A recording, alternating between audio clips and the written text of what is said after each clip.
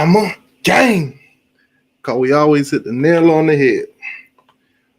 What's going on, Miami Hurricane fans? What's going on? What's going on? I think I got to get some more time, let some more people come on in. If you're in the chat, write something in the chat so I can know you're here. We could do a roll call. Pigskin Pete, if you're watching, I'm going to put the invite in for you so you can come on in.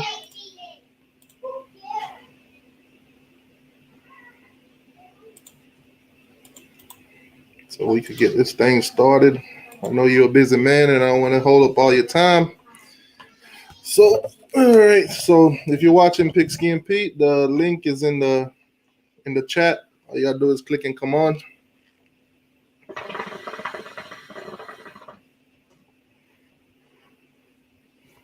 I got on this new the turnover chain shirt. But unfortunately, this ain't going to be one of those I'm going to wear it when I stream kind of shirt. This is going to be like more of the regular videos. Oh, man. Did all this conversation just popped up out of nowhere? StreamYard is crazy. Pete, what's going on, my brother? I was trying to show him the new turnover chain shirt, but, for this type of stream, when I sit down, it disappears. Yeah, I can't see it from here. Yeah, I'd have to literally get up or pick it up for them to see it. You selling them shirts, or that's just one you bought? Nah, that's one I bought. That's the Adidas. All right. Oh man! Oh, we got a Pitt Panther in here. That's what's up. Look at that. Panther, go Panthers. Okay. Hey, let me ask this guy: Is the Pittsburgh quarterback hurt? From what I'm hearing, from what I heard in the interview by Manny Diaz, that he had an ankle injury. Yeah.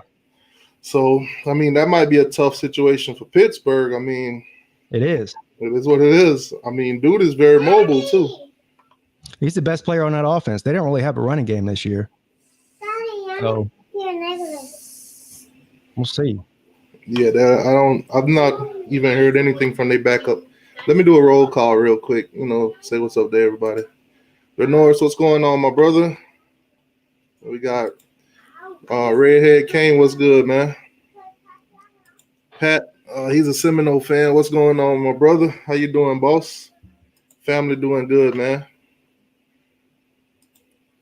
So we're coming for Pitt Head, definitely. Let's just hope, we don't continue that history that always happened, lose a major game, then go on a downward spiral, which, that's the culture that we're trying to break away from. But anyways, you was at the game. How was that experience? It was weird, man. Once you get in the stadium, it was all right, I guess. But leading up to the game, anybody who's ever been to a home game at Clemson, especially a big one like that, top 10 matchup, nighttime, it was weird walking through the campus and there just wasn't that many people. Used to seeing tailgating everywhere. There was no tailgating. So it was weird, man. But I had a good time.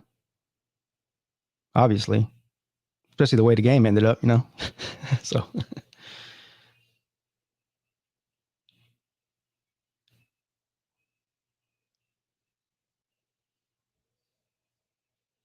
Can anyone else not hear him? I can't hear him. Oh, my bad. I accidentally unplugged the mic. Okay, I thought it was something on my end. Yeah, what I was saying was a couple weeks back I had went to the Florida State game, and that stadium being empty, like the way it was for a rivalry game. Okay, baby. All right, go sit down. Go to your mama. Yeah, but the vibe inside the stadium was not the same, because normally it's packed with, Miami and Florida State fans, and, everybody's roaring and, going crazy. And then it was like there was no energy in the room. Yeah. Yeah, but for Clemson, it should have been a little bit different for you guys, because you guys had way more people than we did. We had like 19,000, I think. Yeah, we was at 13. Yeah. And I heard people telling me it looked like more than 20,000 people was there on the TV, but I was there. It wasn't. I mean, every seat, like we were sitting, there's nobody within 12 feet of you on either side, front or back. So I mean, they were really spaced out. It looks different on TV, I think, than it did at the game. I guess it was pretty loud for 20,000 people, but nothing like it would have been with 83,000. You know. Yeah, that place would have been exploding if Oh yeah. If they allowed it that many people in there, then it would have been crazy. Yeah. I think you guys would have had, like, I don't know, y'all would have had a grand old time in there.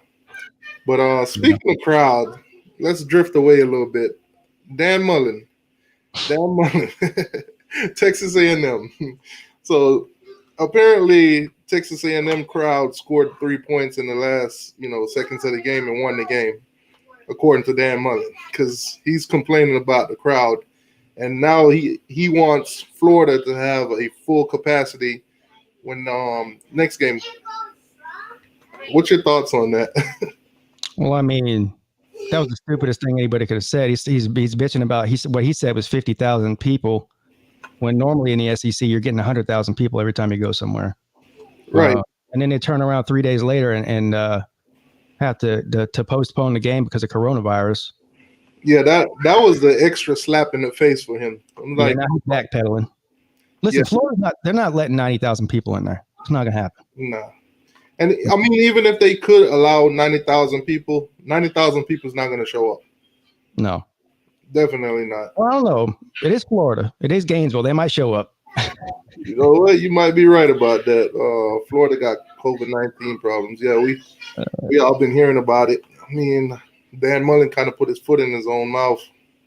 He's asking for a full crowd and, half of your team testing positive and shit. It's crazy. Nah. Moving on to the next week. Who you guys got? Georgia Tech.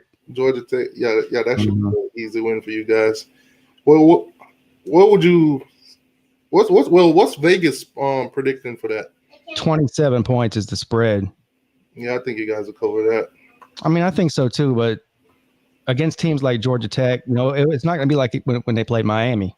I mean, they might take the starters out at half. Yeah. And Georgia Tech might score some points. I don't know. I mean, either way, Clemson can win by as much as they want to in this game. That's for sure. The question is, how bad do they want to win it? Dabo Swinney's not the type of person or type of coach who cares about scoring 70 points a game. He just wants to win the game.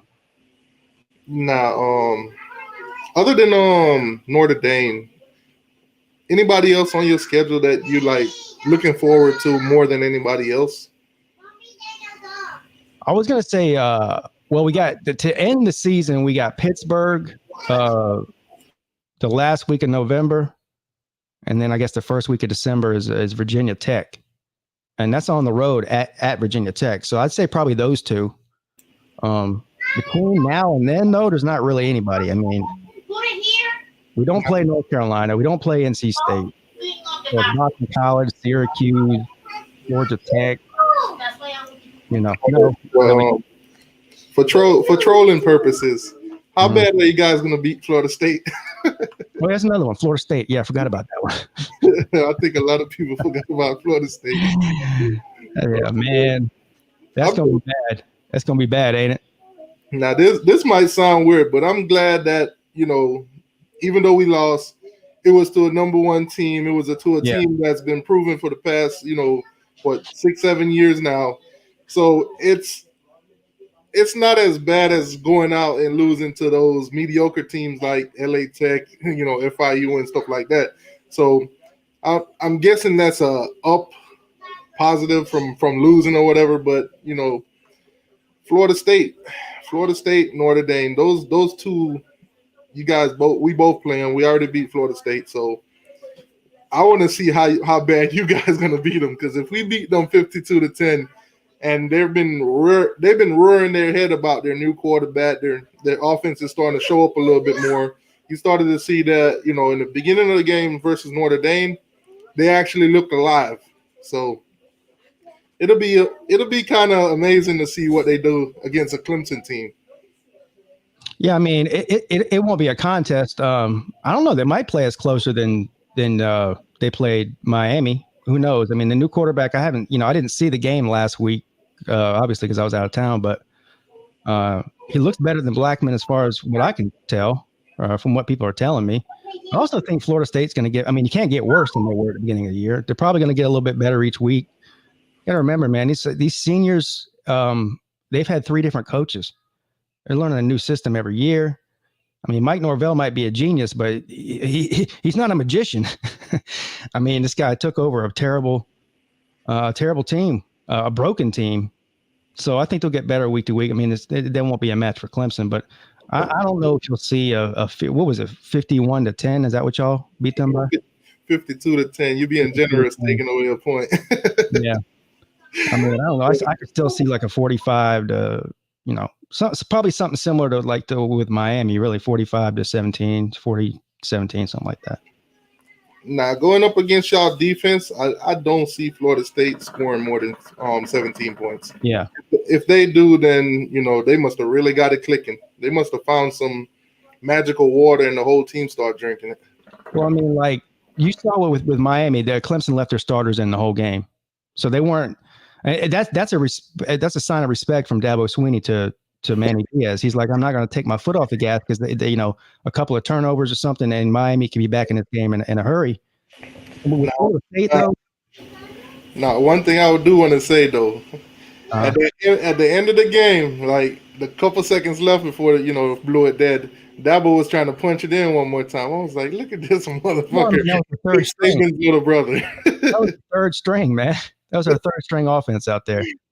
Yeah, you was trying to punch it in with them instead of just running the clock, call it a quit, call it game. Well, I mean, you put the third stringers in there to play. What you going to tell them not score? No, man, they're trying to get a spot as a starter. Of course, they're going to try to score. I mean, they didn't score, but if Dabo Swinney wanted to run the score up, he would have left Travis Etienne and Trevor Lawrence in there and scored. He ain't trying to run the score up. He was just telling the young guys to play. I know Fort Hurricane says Canes lost to FIU, Duke, LA Tech with bad O-line play off season with hardly any practice. Beat you an overrated, awful Florida State. I was supposed to complete top team. Miami fans unrealistic. It's Clemson, man. Clemson is sitting at the top of the mountain. They are on this pedestal right now, and deservingly they earned it. Deservingly they go out week in and week out. You can't take that away from them, and they prove themselves. I mean, they're like, what now, 25 straight in the ACC, I think? Yeah. They are proven. They are the team to beat. If you're going to make it out of the ACC, you got to beat Clemson. There's no way around it. So when everybody get a chance and the fans get riled up and, we want every single ACC team fans want to be the one to knock off Clemson. So you can't say Miami is unrealistic for wanting to do that, but I mean, you could say that if they think we're going to blow them out and stuff, which a lot of people took my video out of proportion. The title was suggestive because I wanted people to actually click on it.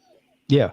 And when you watch the video, you'll see me talk trash, but I never uttered out that we're going to blow them out. The title was just to get the clicks. I know what you're doing. Believe me, I know what you're doing. But listen, I gave Miami more credit than they deserve, probably. I mean, I thought it would have been closer than that. I said 45-31. And of course, all the Miami people came at me with this. Look at this homer. He thinks Clemson's going to score over 40 points on Miami's defense. Well, what happened? They did, didn't they? Man, go ahead. I was going to say it is what it is. It's not a shot at Miami to say they're not on Clemson's level because there's not more than 4 other teams in the country that are on Clemson's level right now. It won't always be that way. But you got to start somewhere. Listen, man, it's hard to go from how many coaches has Miami had in the past 10 years? Well, you had Al Golden. Yeah, Al Golden, Mark Richt, Randy Shannon, right? Eric Holker, just to go back all the way.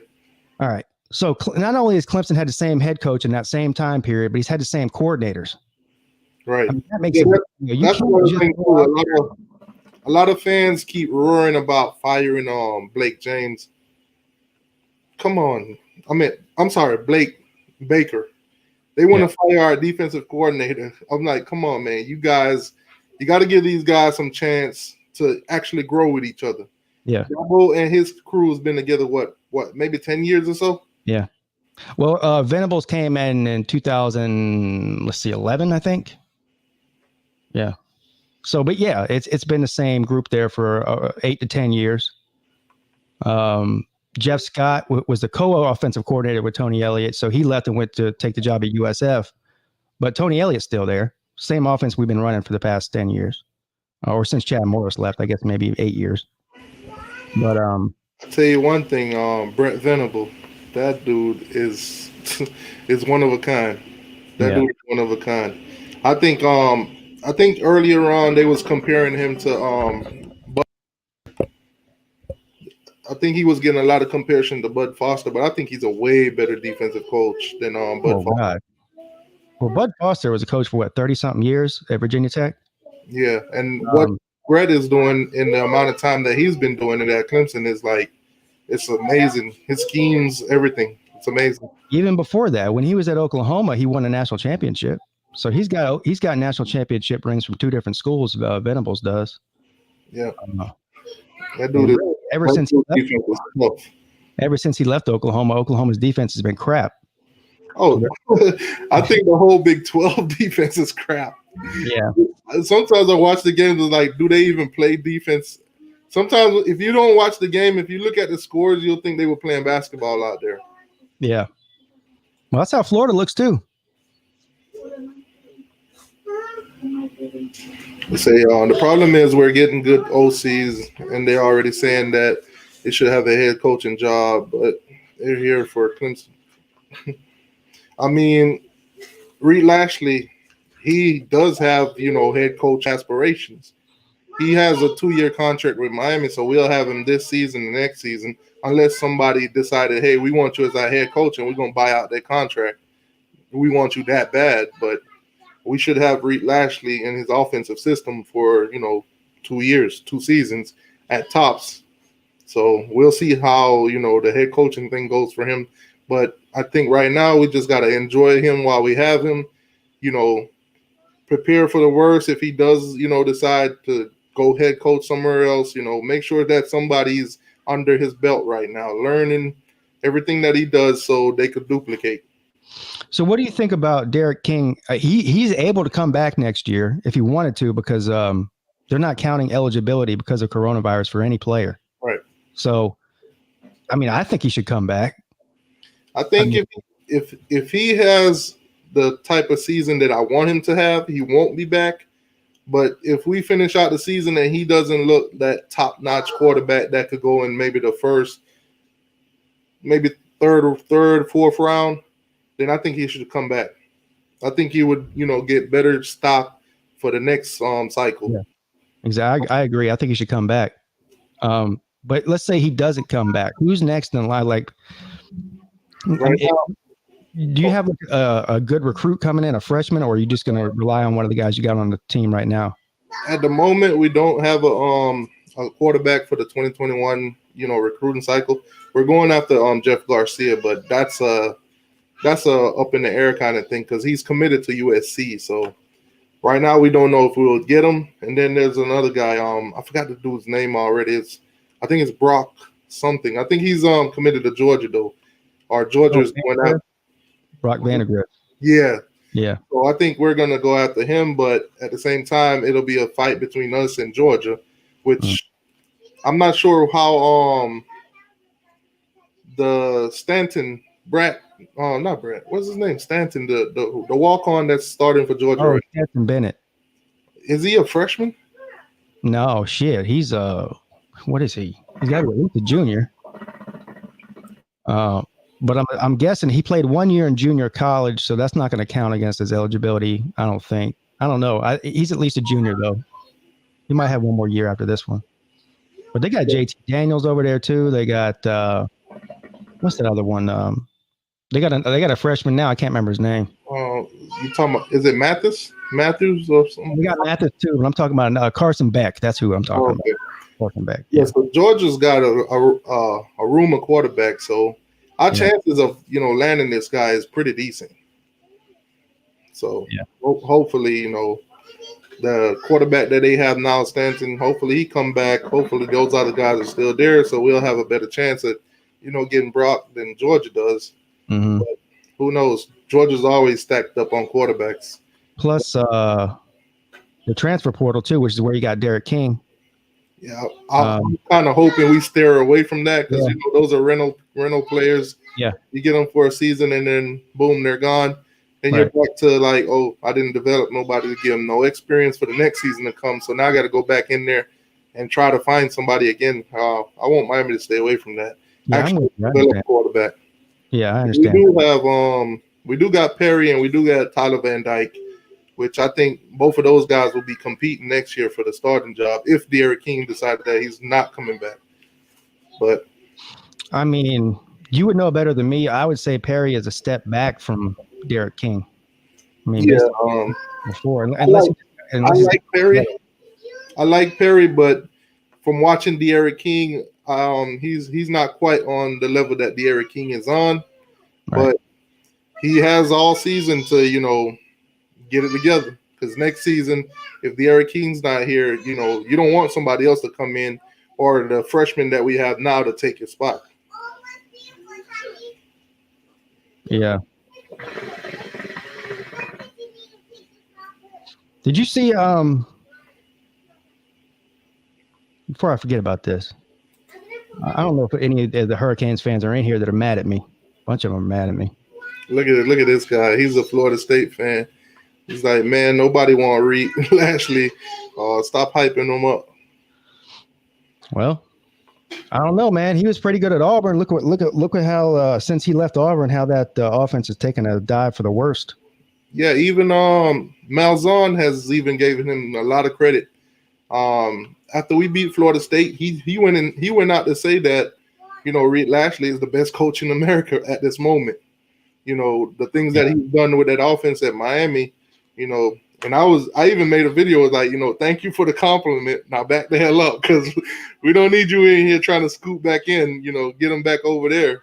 Here's the thing, man. Like you bring in a new offensive coordinator, you got a new quarterback, you got a whole new system. You guys, how many games did Miami win last year? 6. We were 6 and 7. 6 and 7. And then so they bring in Derek King, they bring in Lashley. You're 4-1, right? Or what are they, 3-1, 4-1, whatever it is. Their only loss being to Clemson, and all of a sudden now Brett Lashley ain't no good. Well, I mean, this guy's not a miracle worker. You got to give him time. He's clearly a good coach. He might be one of the best offensive coordinators in the country, but he's not a magician. You got to have the guys to do it. Yeah, I mean, Reed Lashley is doing great things, but at the same time, we still got to get a quarterback. We still got to develop quarterback regardless. I think it's good to get a quarterback every cycle, because we can't keep relying on going to the transfer portal, and you never know what you get out the transfer portal. Because some guys work great, at other school, looks great, and then next thing you know, they come in, they don't fit in. It's not the right atmosphere. Dade Warrior said, actually, we need more talent at wide receiver. Yeah, I think that showed. Oh, definitely. I think that showed the other night. And it actually showed earlier in the season against some of the other lower level teams that y'all whooped up on, but it really showed itself on Saturday night. I mean, Derek King hasn't been perfect throwing the ball. He early in the year, he was overthrowing a lot of receivers, but I also saw, especially in that Louisville game, he made a couple of perfect passes and the receivers just dropped it. Oh, and that's been our problem. Yeah, and that goes against Derek King's stats when it wasn't his fault. Yeah, we got a lot of drop balls. We got a lot of overthrown passes. And the deep ball, he hasn't been able to connect unless the guy's pretty much wide open with Brevin Jordan. Yeah, Jordan's the best receiver on that team. Yeah, right now he's listed as questionable for the next game. So, for this week? Yeah, he got a shoulder injury during the Clemson game. Oh, I didn't know that. Yeah, he took a hit. Oh, that's right. That was at the beginning of the fourth quarter, wasn't it? I do remember that. Yeah, man. So it's going to be tough to see, if he comes out or not, because they got him listed as questionable. So that'd be a huge hit, man. So Pittsburgh defense is legit. they two of their defensive linemen are number 1 and number 3 leading the ACC in sacks this year. So they can get after the passer. Obviously, Derek King is a different animal, and Pittsburgh doesn't have as much talent on the back end of the defense as like a Clemson does. But you saw what Clemson did. They just rushed 7 the whole game. Right. I mean, I thought that 3 down lineman, package that y'all run, I was like, man, if Miami D-line could run that and have 4 linebackers set like that, yeah, it would be crazy. Yeah. I mean, that totally killed our running game. That totally killed our running game. And to Manny Diaz's press conference, he said when you watch the film, a lot of those guys was overthinking. Those assignments that they had, most of them gave it up when they saw the extra linebacker blitzing, try to be a hero and go block there instead. But that collapsed a lot of the running game. I mean, we was only successful on 1 run with Derek King. Yeah, I think he had 2. He had that one long one, like whatever, 40 or 50 yards. He had another one that was like 20-something yards. Right. But that was all. That was it, man. There really was no big plays on offense. Our biggest highlights was literally special teams. Yeah. Oh yeah. Field goals and stuff like that. Yeah, sure. And I actually believe, man, that Miami's defense did not play bad. It's just what do you do? I mean, it's like I said, if you try to sell out, if you're Miami and you try to sell out to stop the run with Travis Etienne, then Trevor Lawrence is going to eat you alive over the middle in the passing game. And if you try to stop the passing game, then Etienne's going to eat you. Like it's a hard offense to defend. So I don't think, people were saying that Miami's defense got exposed. They're not really as good as people thought. I still think Miami's probably got the 2nd or 3rd best defense in the ACC. And that goes along with Pitt too. They got a really good defense, but yeah, what impressed me with Pitt is their ability to shut down the run. I think what is the average on them, like 50-something yard or something like that? Yeah. The problem with them though is offense. They can stop the run, but they can't run the ball themselves. So it's like a win-lose, win-win. It's all over the place with them. Yeah, they got no offense, but they're going to do the same thing that Clemson did. They're going to watch that film, and I guarantee you they're going to be bringing the house and forcing Derek King to throw the ball. Now, fortunately, I think that Clemson's got better cover corners if you leave them on an island than Pittsburgh does. So maybe King and Lashley can come up with a plan to convert down the field on some bigger plays. But that's an interesting game to me, man. I'll be keeping an eye on Miami. This is a big game for Miami. Not just for the ACC, but you don't want to drop 2 in a row, and you don't want to drop to Pitt because you're a better team. Right. And I think that's going to set the culture for Miami because in the past, we'll go out, we'll take a loss to a good team, and then we spiral downwards, lose here, win a couple here, then lose again, and then it's like a wash season, and then, it start all over again. But hopefully we could go out this time, after the loss to Clemson, and then go play Pitt 100%. Guys get their mind off the last game, stay focused, because at this moment, Miami control their own destiny by winning. Now, we do need some things to happen. We need you guys to beat Notre Dame, which I'm pretty sure you guys are going to beat them. I'm totally picking y'all to win that game. Yeah. Down the line, we play North Carolina, so we could take care of them ourselves. And other than that, we just got to hope that Notre Dame takes a loss somewhere else. So we don't have to be, it's Notre Dame or Miami or, big old triangle. I agree. I think it's those 4 teams. It's Clemson, Notre Dame, Miami, and North Carolina. Obviously, a couple of those teams play each other. North Carolina plays Miami at the end of the year. Clemson plays Notre Dame in November. There's still a couple of 1-loss teams out there that are technically in the mix, but I think they're going to lose some games like Boston College, NC State. Who else?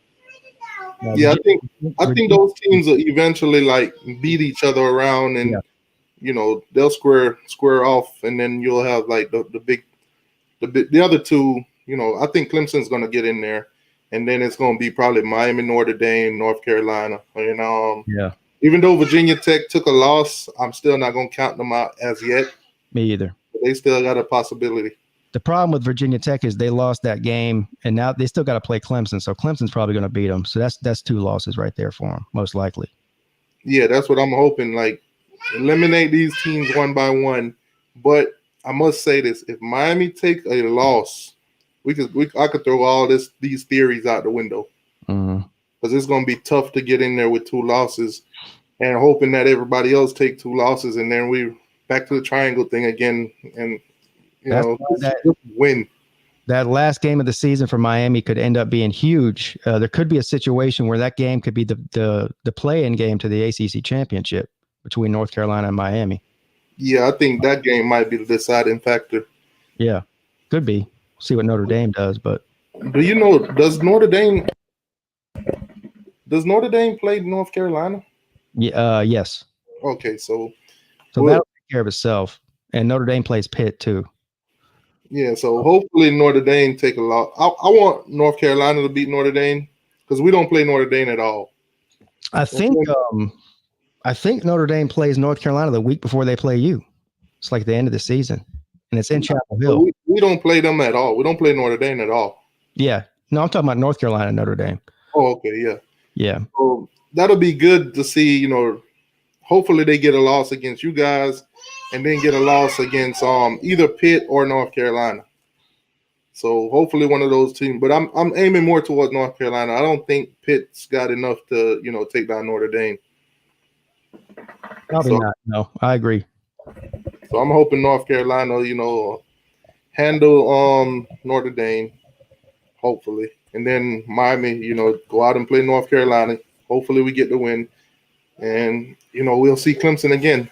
Hopefully we show up this time, without the penalties and everything, and actually give you guys a game. And if everything runs the way that I'm saying it does, and we get back there, I'll be back to talking my shit again. I mean, look, obviously Clemson's going to be favored against anybody in the ACC championship, if they make it there, which they probably will. But I agree. I don't think it's hard to beat the same team in the same year twice in a row. It's really hard if you blow them out the first time to repeat that.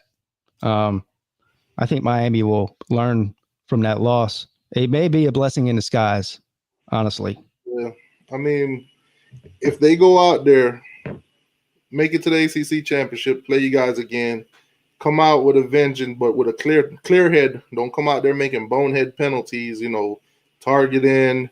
I got a Pittsburgh Panther YouTuber. He's gonna come on with us right now. Oh shit! There's a Pittsburgh. Who's this? What's up, buddy? Hey, what's going on? How you guys doing, man? I'm more of a Steelers YouTube content creator, but I loosely pull for Pitt in the ACC. I'm more of a Penn State fan, but I seen Unc made that video. I've been in a few streams with Unc, so I had to do a little pride bet with Unc. I couldn't pass that up. Unc's a good dude. I think he's a funny guy. So I appreciate you reaching out, man, and letting me come on here and talk a little bit, man. How you guys doing tonight? We doing good, man. Let me kind of introduce you a little bit. This is it's YL, right? Yinz. I'm Yinz Nation Sport. I'm Yinz Nation Sport. I thought it was like letters. Okay, so Yinz Nation. Yinz is it's like a Pittsburgh slang, kind of like y'all, but we say Yinz pretty much in Pittsburgh. Yeah, my family's from Western Pennsylvania, man. I'm familiar with that vernacular. Yeah, I've heard of you before, Pigskin Pete. How you doing, man? I've never been in a live stream with you. I never heard of your channel, dude. So I definitely appreciate you having me on, man. Thank you. All right, I'm pretty much the new guy in town, but I've been covering Miami since last season before the Gators game. But YouTube wise, if you know the algorithms and everything, then you know how to move up and get it going.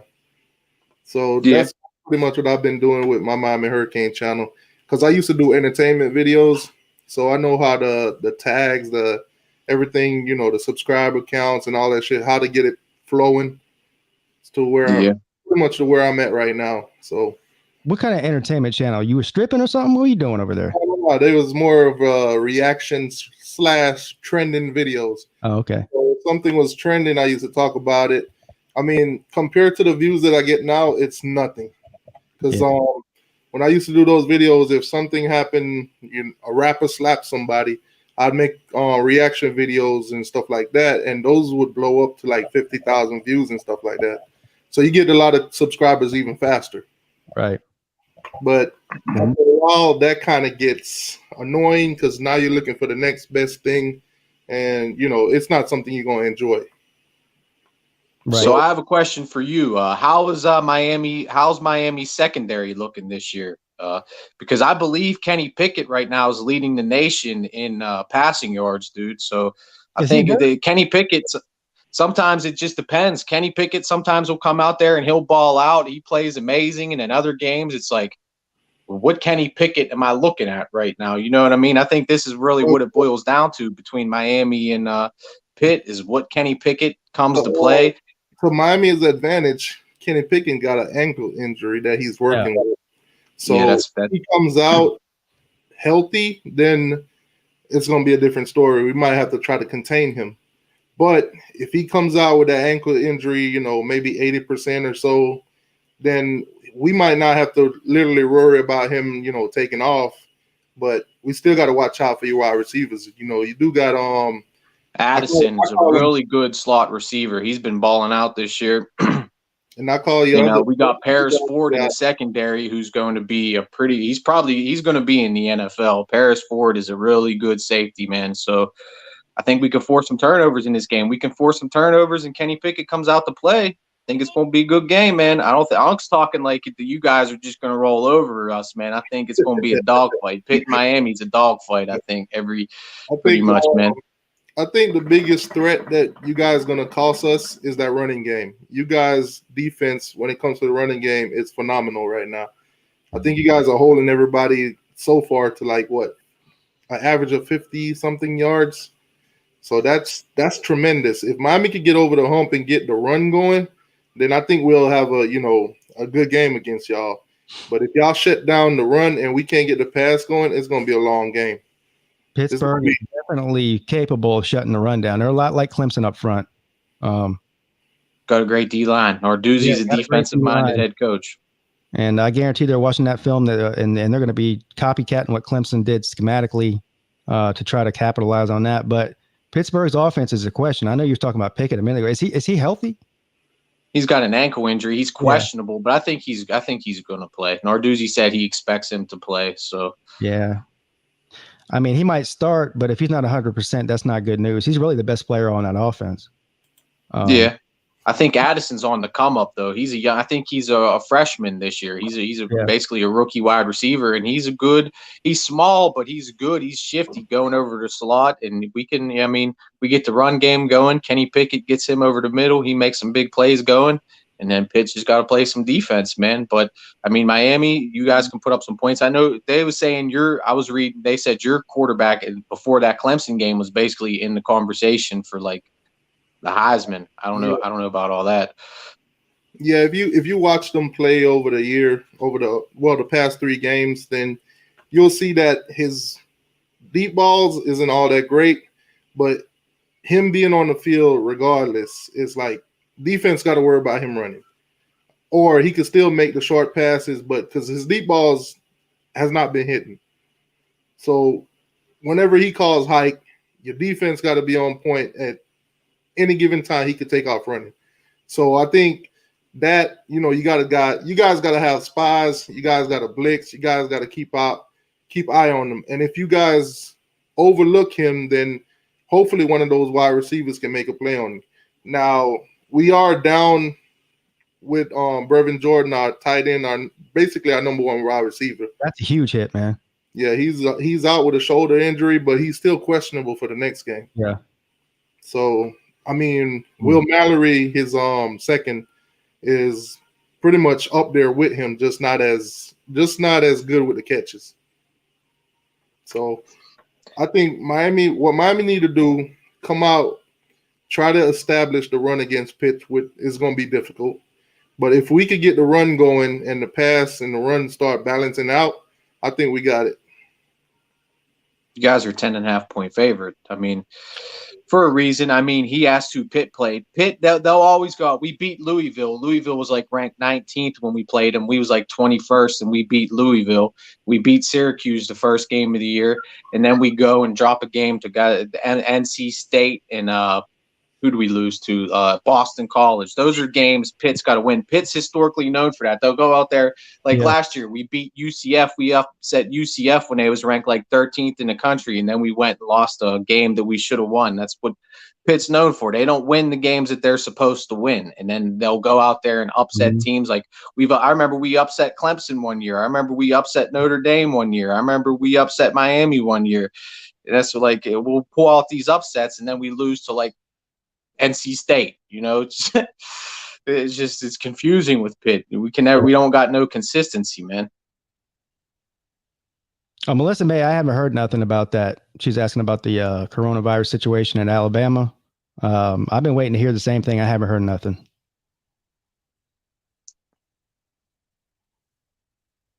I think your mic's on mute, dude. Can't hear you. Yeah, I keep forgetting to put it back on because when you guys talk, I don't want my background noise to play. I keep forgetting to turn it back on sometime. But the only thing I've heard about that is Nick Saban, got Rona or something. But I'm not sure how all that's gonna go for Bama. They were supposed to test the whole team today and then let us know what they're gonna do. I have a hard time believing that he's got coronavirus, but nobody else does. But we'll see. Yeah.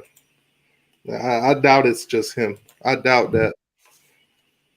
I mean, look what happened. But then again, you got to look at what happened to Mike Norvell at Florida State. Yeah, he was pretty much the only one that came down with it. So yeah, it's true. And we saw what happened to Florida State when they didn't have their head coach on the side, 52-10. So that line for Pittsburgh and Miami, it opened up at 10. I looked earlier today; it was 14. They moved 4 points. Yeah, on Miami. It's their quarterback injury. That's exactly what it was. But I think 14 is too many for all you bettors out there. I think Miami will win a close game, but at 14 points seems like a lot to me. Well, I'm glad I got it when it was at 10. Yeah. I put $50 on Miami to win that game. Even 10's a lot, man. But yeah, the Clemson game, I'm not even gonna lie, I only put $20 up on that one, and I totally lost that shit.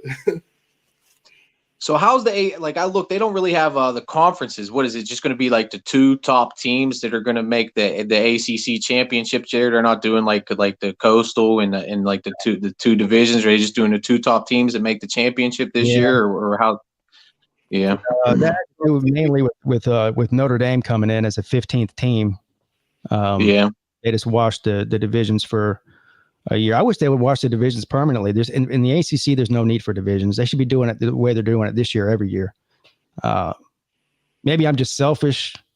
I like to see Clemson play Virginia Tech more regularly. I like to see Clemson play Miami more regularly instead of every 5 or 6 years like they're doing now. But yeah, this year, no divisions, just the top two teams. And I guess if there's a tie, I don't know how they're going to do a tiebreaker. I guess it's going to be whoever ranks the highest in the playoff poll or whatever. I would think it's probably rankings and rankings, and if it comes down to it where neither team is ranked or anything like that, they'll probably look at losses and wins and how big was this win versus that win, and come down to a decision. Let's say let's say Notre Dame beats Clemson. Clemson already beat Miami. So then and then the rest of the teams went out. So then you got a 1-loss Miami, a 1-loss Clemson, a 1-loss Notre Dame.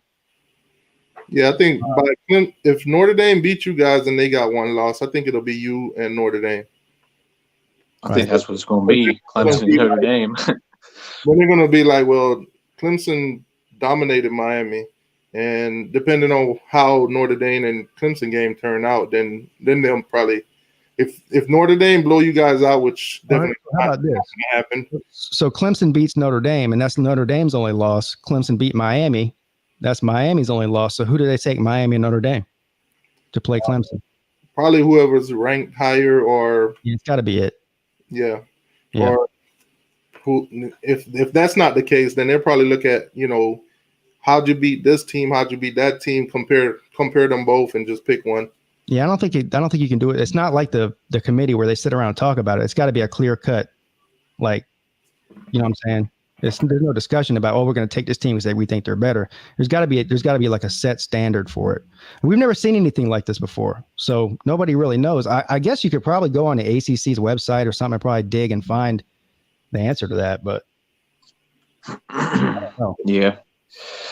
See that? Yeah, it's tough, man. Like this COVID stuff got me all messed up, man. It's like it's amazing that we're back to sports. It doesn't seem real, man. We was out of sports for so long, man. Like I was kind of getting into the little bit of the TTC stuff there for a little bit, man, because I was like strapped for content, man. There's no like I'll talk about the Pirates and the Steelers and different, basically I try to build my channel. I want to build a Pittsburgh audience on my channel. I'm still a small channel, but starting to grow my channel a little bit. I'm starting to figure out the algorithm and everything, man. So, I'm trying to keep it Pittsburgh relevant. So I'm probably going to start putting some more Pitt Panthers content, probably some Penn State content up on here. So Pitt play pretty much every week during the college football season. So if I were you, I'd definitely, do a lot more Pitt stuff, breakdowns, reviews, predictions, everything. I have the market cornered too, because you'd be the only Pittsburgh Panther YouTuber out there that I know of. Like when I started doing Miami Hurricane videos, I put my YouTube on incognito, where you're basically none of your content or anything. So anything you search, they're gonna give you what YouTube's giving you. So when I started, I looked at YouTube channels that was doing Miami Hurricane football, and I was like going down the list, and I'm like 78 on that list. So now when I do it, I'm constantly in the top 10. And depending on videos that I put out, even the Clemson video that I put out couple weeks ago about, us blowing you guys out and stuff, that one hit like it's almost at 9,000, I think. Mm-hmm. So that one pushed my algorithm all the way up to now where I'm in the top 5 constantly. The more videos I put out using those Miami Hurricane football tags and stuff like that, it keeps me in the top, so my videos are now making front page. So I stroll down the whole Miami Hurricane thing. I think there was like, say, 60 videos that they had, and 10 of mine was in that. So, you just got to constantly put out content, use the right titles and, hashtags and stuff like that. Yeah, that's what a lot of it is about, the titles. The titles, like I do that with Steeler fans. Like I get some good views here and there on some of my Steeler videos, like 1K, 2K. I remember I had one with like 10,000 when Antonio Brown had that little fight with I recorded his fight with his girlfriend on Instagram. That was like, and then people were just commenting all kinds of crazy stuff on there, and I put it on private because people were just saying so much disrespectful stuff, man. I mean, I guess I could have deleted their comments, but there were so many comments, dude. It was crazy. When stuff like that happen, you just gotta let it go. Just let them say whatever they want to say. Let them do whatever they want to do. The numbers are gonna just rise. That's all you gotta do. You gotta sit back, because I mean, the video I did about Clemson. Normally, I reply to every single comment that I get on a video, depending on what it is. Somebody say something stupid, I might just leave it alone and just let it sit there. Somebody else will talk to them. But when I did that Clemson video, I was like, woke up in the next morning, I'm like, holy shit, 70 messages. God dang, I can't answer all of those right now. Plus I got to do my regular job. So I'm like, all right, I'll put them aside to where I'll get back to them. So when the video slowed down, when the views start slowing down, I start answering more comments, and those people will come back. And what you can do too, which I would suggest, use Facebook as a tool. Because I do. That's where most of my views come from, is external Facebook groups. I'm in like basically every Steelers Facebook group there is. Yeah. So what I do now that we're playing Pitt, I go on Facebook and I search for Pitt groups, and I try to join. And whichever ones let me in, then go in there, be respectful and shit. Ask them their thoughts on this, that, and the third. Post the videos in there. That's what happened with my Clemson video. I went into a Clemson Facebook page. I think their biggest page. They actually allowed me in there, which was surprising. And then I put the video that I was talking trash, and I asked for their thoughts on it. And boy, did they killed me in there. Yeah, they don't. I've already been kicked off of Facebook, so I'm on a strike right now. But I'm surprised that the Clemson group let you in there because they kicked me out too. They don't like me either. Yeah, they let me in, and then because in their thing it says you don't have to be a Clemson fan to actually join. So Right. when they was like, "How long you been a Clemson fan?" I put never. How long you They were like, is this? I'm like, I'm a Hurricane. They let me posted my video, and I asked for thoughts. It was administrator has to approve it. So I'm like, all right. I didn't say anything crazy in the video. I asked them what their thoughts on it, and then he approved it, and then that shit went viral. Yeah. Holy shit! My phone started blowing up with YouTube and Facebook comments at the same time. I'm like, shit. Yep. Yeah. They just have to watch you. That's all that matters. Now the problem is this week that we're playing Pitt, nobody's paying attention to the Pitt videos because the attention is still roaming around the Miami versus Clemson. So I put out like 4 videos this week, I think, and none of them can't get past, I think, like 500 because everybody is still focusing on the topic of, Miami and Clemson. So it's a big ticket game there, man. Pitt doesn't really got that hype. Pitt's a small market, man, and they really, when was that? They're really, they made the ACC championship like 2 years ago or something like that, and got smoked by Clemson. So, Pitt, they're just not that great of a football team. They could be competitive, but like I said, they'll always lose those games. Like they should beat NC State, in my opinion. I feel we're better than NC State. I feel we're better than some of these games we lose. How can you go to beat Louisville and then go drop a game to NC State or Boston College? I just don't make no sense, man.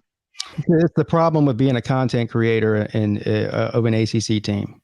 Now, Miami's got a huge following on YouTube, probably more than any other team on YouTube. You're right up there with the Alabamas and the Ohio States and all that. But, people just don't get up. They don't care about Clemson versus Georgia Tech.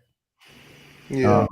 And outside of Miami and Pittsburgh, people don't care about Miami and Pittsburgh, unless you're like me, just a hardcore college football fan who likes to follow all of it. But if you're a Georgia fan, you don't give a shit about Miami versus Pitt. That's the problem we run into in the ACC. Now, if you really want to be successful on YouTube and get all the views and all that stuff, you got to learn to use Reddit.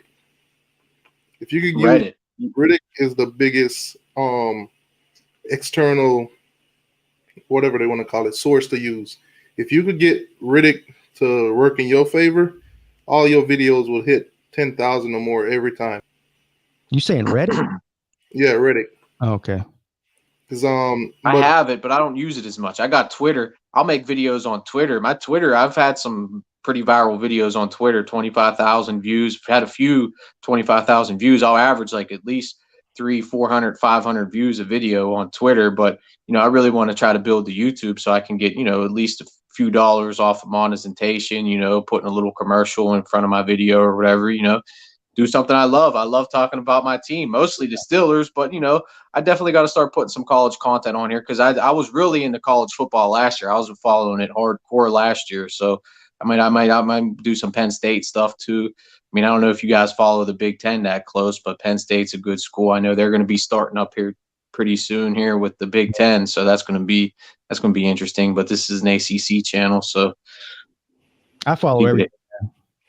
Yeah. Kane's feelings, they need to get over it. That's all.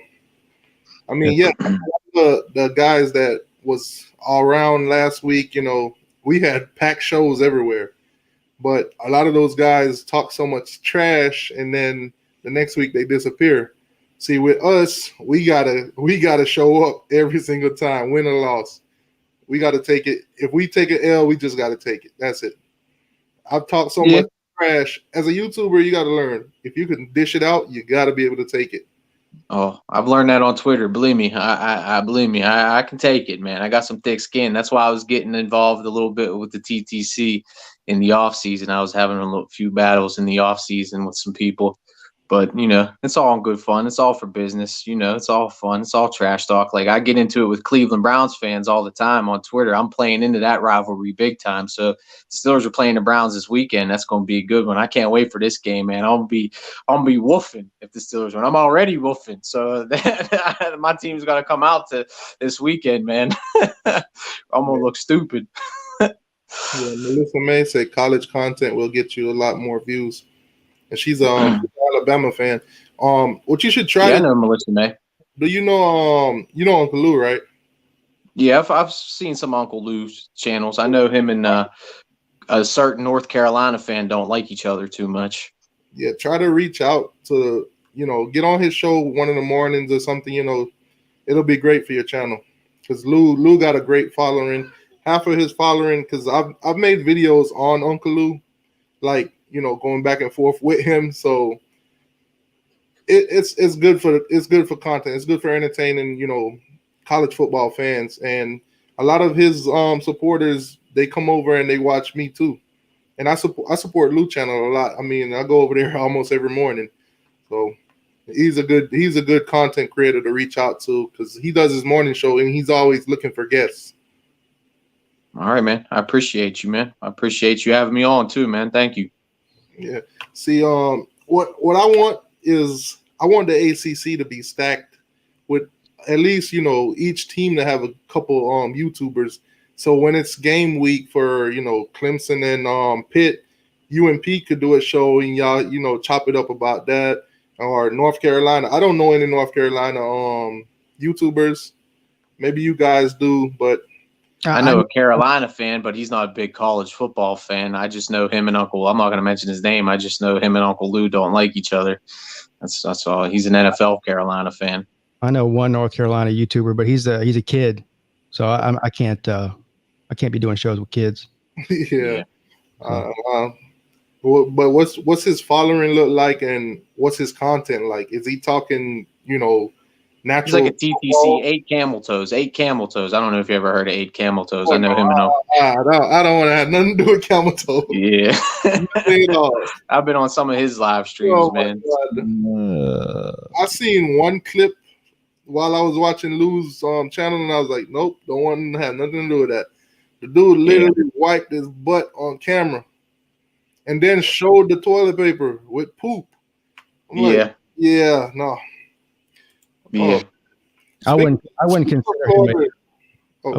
him a college YouTuber at all. I'm not. He's just a Carolina. I just know him. He's a Carolina. I mean, he has his Tar Heels thing up there, but he's like, oh, I hate college football. Da da da. Yeah, so I've been in some of his live streams. He's made a couple videos about me. So whatever. I don't really care. I think it's funny. He's just a dirt dog. Speaking of college football, we got a Gator in here. Now, how did you feel about the Texas A&M Florida game? Did you get to watch it at all or anything? What's that now? The Florida Gators Texas A&M game. Did you get to watch that at all? I did not watch that game. I was watching. I haven't been watching much college football this year, to be completely honest, man. I've watched some few games here and there. But, I usually got my kid running around on the weekends, so I can't, if I do watch a game, it's going to be an NFL game, you know what I mean? I watch what I can, man, basically, you know what I mean? My specialty is the Steelers, man. If you want to talk Steelers, I can talk Steelers all day. But, I'm definitely trying to get more content coming up on, with the channel. So, like I said, definitely work on getting the Pitt Panthers up there. Right.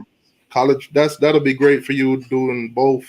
So you'll get both fan base, and pretty much most Pittsburgh Steelers are Pitt fans, if not Penn State, right? Penn State, basically, Pitt or Penn State. Some there's a lot of people from West Virginia that pull for the Pirates in Pittsburgh. So there's some West Virginia fans that pull for the thing. And I talked to this dude. I'm always watching this dude. You probably never heard of him, Ryan Hyatt. He's like a Big 12 guy. He's always talking college football. He's a Texas Tech fan. And he's always woofing. I'm like, who do you think's better, the Big 12 or the ACC? What are your guys' opinions on that? What do you think's a better college football conference, the Big 12 or the ACC? Oh, it's definitely the ACC. If you want to watch some high-scoring games with no defense, then you might say the Big 12. Yeah, that's what the Big 12 plays. No defense. They're at Oklahoma. None of them teams play defense in there. And there's not. They never make the national championship. They're not that good.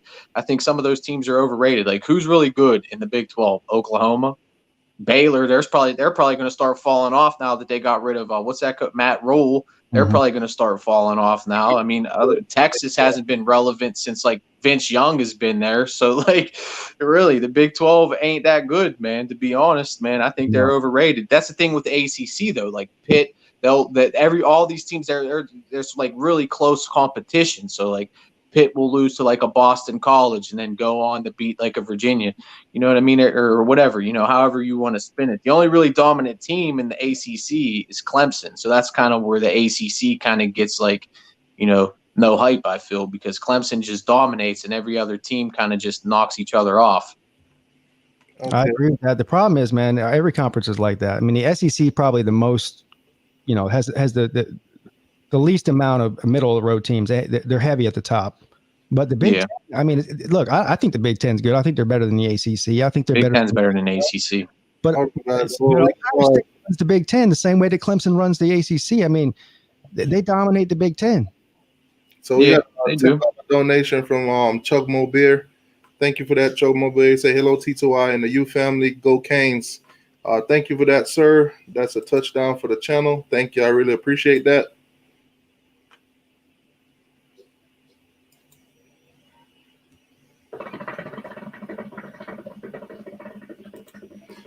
All right, Chuck Mo Beer, man. Thank you for always supporting the channel. I really appreciate that. All right, so the Big 12. Isn't it 10 teams in that league? Yeah. I never got TCU's terrible. Texas Tech's terrible. I mean, Oklahoma is the only really Baylor is the only two teams that I can really think that are that great in the Big 12. Doesn't the Big Ten have 12 teams? Big Ten, yeah, I'm pretty sure. Like it's like Minnesota, Ohio State, Michigan, Penn State, Michigan State. You got Rutgers. They're pretty much terrible. I mean, a few other teams. I mean, Nebraska's all right. Wisconsin was good last year. I know Wisconsin was really good last year. They was a top team last year. Minnesota, I think, is a little bit underrated. PJ Fleck's a pretty good coach. They had a good offense last year. They had a spread offense. I know Minnesota upset Penn State last year. Penn State was like balling. They was looking like to be a playoff team, and they go and they dropped the game to Minnesota. So, I mean, Penn State, I think Penn State's after that Sandusky stuff. Penn State, is coming back. They're coming back. They're usually one of the dominant college teams, at least back in the day with Jopa. Penn State was dominant, and then, all that nasty, ridiculous shit happened with Jerry Sandusky, and Penn State fell off. I mean, Michigan, they underachieve every year, I feel. I mean, Iowa's a decent team in the Big Ten. I mean, there's some good teams over there in the Big Ten, I think. Yeah, the Big Ten. Every conference has their maybe top 4 teams, and then everything else just falls into place. I mean, I think for the ACC right now, you have Clemson, Miami whenever they decide they want to show up, and you got Florida State. Even though they're kind of terrible right now. Florida State was terrible last year. Didn't they fire their coach? Yeah, and then you have North Carolina, Virginia Tech, and you could throw Pitt right behind all those, but everything. Virginia made the ACC championship last year, didn't they? Yep. Yeah, but Virginia is one of those teams where they're never consistent. This season they'll go maybe 9 and something, and then they'll fall back down, and then they'll come back and win the 9th season and fall back down. They're never consistent. That goes for the entire Coastal Division in the ACC. I mean, there's seven different years, 7 different division champs. So that tells you all you need to know right there. Now, if we're talking basketball, the ACC is probably the best conference when it comes to college basketball, man. I mean, you got Duke, you got North Carolina, you got Miami. I mean, Miami, that's a good college. That's a good college basketball program right there. Even Florida State right now is considered the number 1 team in the ACC. Which is crazy. Yeah. They got the number 1 recruiting class too. And last season, if Corona didn't shut it down, they had a huge chance of actually winning the ACC and probably going into the tournament as a high favorite to maybe even get to the Final Four. So Yeah, Clemson in the ACC in basketball, they suck, and they always have. Hey, we suck, but y'all beat us. Well. I mean, but like I said, Miami, we won the ACC championship in basketball in 2012. Then it just fell off, and then it's basketball is all over the place. You'll have your North Carolina, your Dukes. Those two teams, for some odd reason, Syracuse is usually decent. Yeah, they ain't going nowhere when it comes to basketball. Hey, your boy turned Tally said Florida State was the best team in the ACC last year. Yeah, he's very high on that.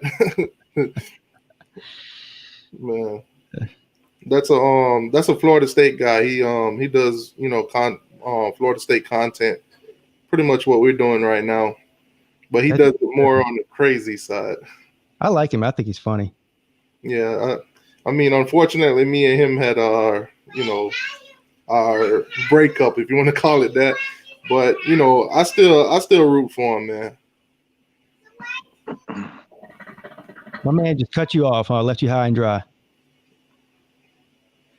So, man, hopefully we could get some more content creators in the ACC, man. Hopefully, some of those fans that NC State, those Boston colleges, somebody just man up and say, you know what?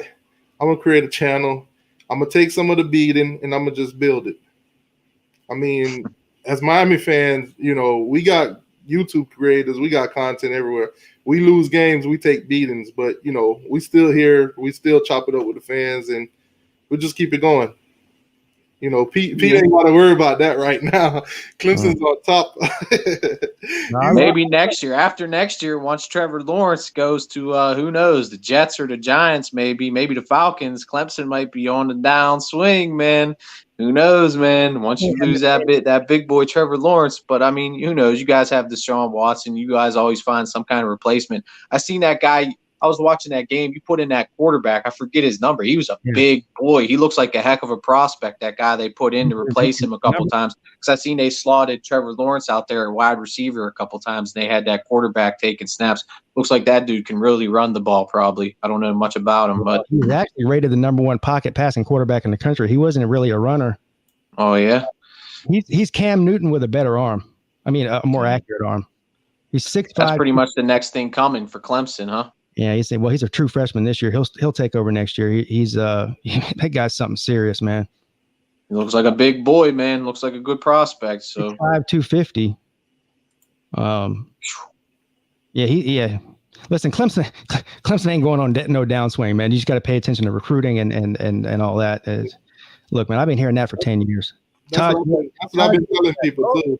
Taj Boyd's gone. DeAndre Hopkins is gone. Sammy Watkins is gone. Clemson's gonna go back to being 8-8, and enrolls. The way Clemson's been recruiting for the past 6-7 years, man, we got talent on top of talent. So when one gone, the other one just stepped up. It's not about knocking them off and they're gonna fall off. No, it's competing. That's it. You just got to compete. See, that's the difference between. That's the difference between the NFL and college football is, we don't have to draft anybody. We can get anybody to come sign that we want. It's all about coaching. That's why them coaches get the big money, man, because they're pulling in the recruits. All about recruiting, all about coaching. And, so Clemson doesn't have any problem with that right now. That's the thing. Like Western Pennsylvania, there's a lot of good high school recruits that come out of Western Pennsylvania. It's called the WIPIAL, the Western Pennsylvania Inter-Athletic League or something like that. I forget the exact name, but there's been like 22 straight years. There's been a player that's been drafted that's come from the WIPIAL, but most of them go to Penn State. Some of them go over there to Ohio State because Terrell Pryor, I played Terrell Pryor in high school. They whooped us, man. He played for a high school called Jeanette, and they came and whooped us like 55-10 or something, dude. And then he went to Ohio State. So, there's some good Tyler Boyd played in the WIPIAL. There's a lot of good players. Ty Law played in the WIPIAL. Aaron Donald played in the WIPIAL. James Conner played in the WIPIAL. There's been some great players. Tony Dorsett played in the WIPIAL. Joe Montana played in the WIPIAL. So there's been some great products that's come out of Western Pennsylvania to go on to the NFL to be great. It's a good football culture in Western Pennsylvania. That's for sure. James Wilford wants to know what happened to LSU. It's simple. 19 players to the NFL, lost Dave Aranda to Baylor, their defensive coordinator, lost Joe Brady to the Carolina Panthers on offense. I mean, look, it's not only a new team, it's a new coaching staff for the most part. I mean, you got Ed Orgeron still there. And what's the offensive coordinator's name? Anyway, I can't think of his name right now. He's still there. He was working closely with Brady in that passing game. Now Brady's gone, but hardly any school can lose their defensive coordinator, their passing game coordinator, 19 players of the NFL, your Heisman winning quarterback, first pick in the draft, and go out there and look good the next year. That's too much to overcome for anybody. I'm guessing this one is for you. Yeah, Aliquippa. I think Ty Law played for Aliquippa, so that's definitely Aliquippa is a big school. There's this one school called Clairton. Clairton's another good school. There's definitely Upper St. Clair. There's a lot of good high school teams in Western Pennsylvania. Oh my God. Melissa May said Georgia fans has an Alabama mouth with a Vandy trophy case. Oh my God. That's a direct. I know I've seen these Georgia fans woofing saying that they're going to beat Alabama. I've seen a few Georgia fans woofing that like they're going to beat Alabama this week. I don't know about all that, man. I think what Georgia fan is doing, they're looking at how dominant their defense was against Tennessee and that Nick Saban defense didn't look that great this past week. So they're hype right now. They think they got a chance. Plus with Nick Saban out with the Rona, that might be a better situation for Georgia, but I don't know. It might come down. It might come down to the fourth quarter to me, if you ask. Could be a close game, but I definitely wouldn't bet against Alabama in that game. I mean, that's the smart thing to say. I mean, Alabama's owned Georgia recently. Nick Saban's owned every single former coordinator that he had that went on to be a head coach somewhere else, including Kirby Smart. I don't know, man. I put money on Georgia in this game, though. I actually bet money on Georgia. I'm probably going to regret it. How many points is Georgia getting? I don't know. I bet them on the money line. Oh, okay. As an underdog, so I'm saying Georgia's going to win outright. I don't remember. I think it was like 4.5 points or something like that. 4 points. That ain't much for a college game, especially against Alabama. Sometimes Alabama will be giving teams like 35 and they'll cover. So college football can get crazy, man. She said their defense been dominant for 2-3 years now. They ain't doing shit. I mean, they've been winning 11 games a year. I mean, they're top. The trash talk. Top 5. That's top 5 in college football. Yeah, the trash talk between those two teams are going to go on for the next week or so, and then whoever loses, then the fans will be quiet a little bit, and then it's going to be crazy. That's going to be the game to watch this week, though, definitely. Oh yeah. I think the ACC we don't really have great matchups this week. Miami, Pitt, and then who else? Who does Clemson play this week?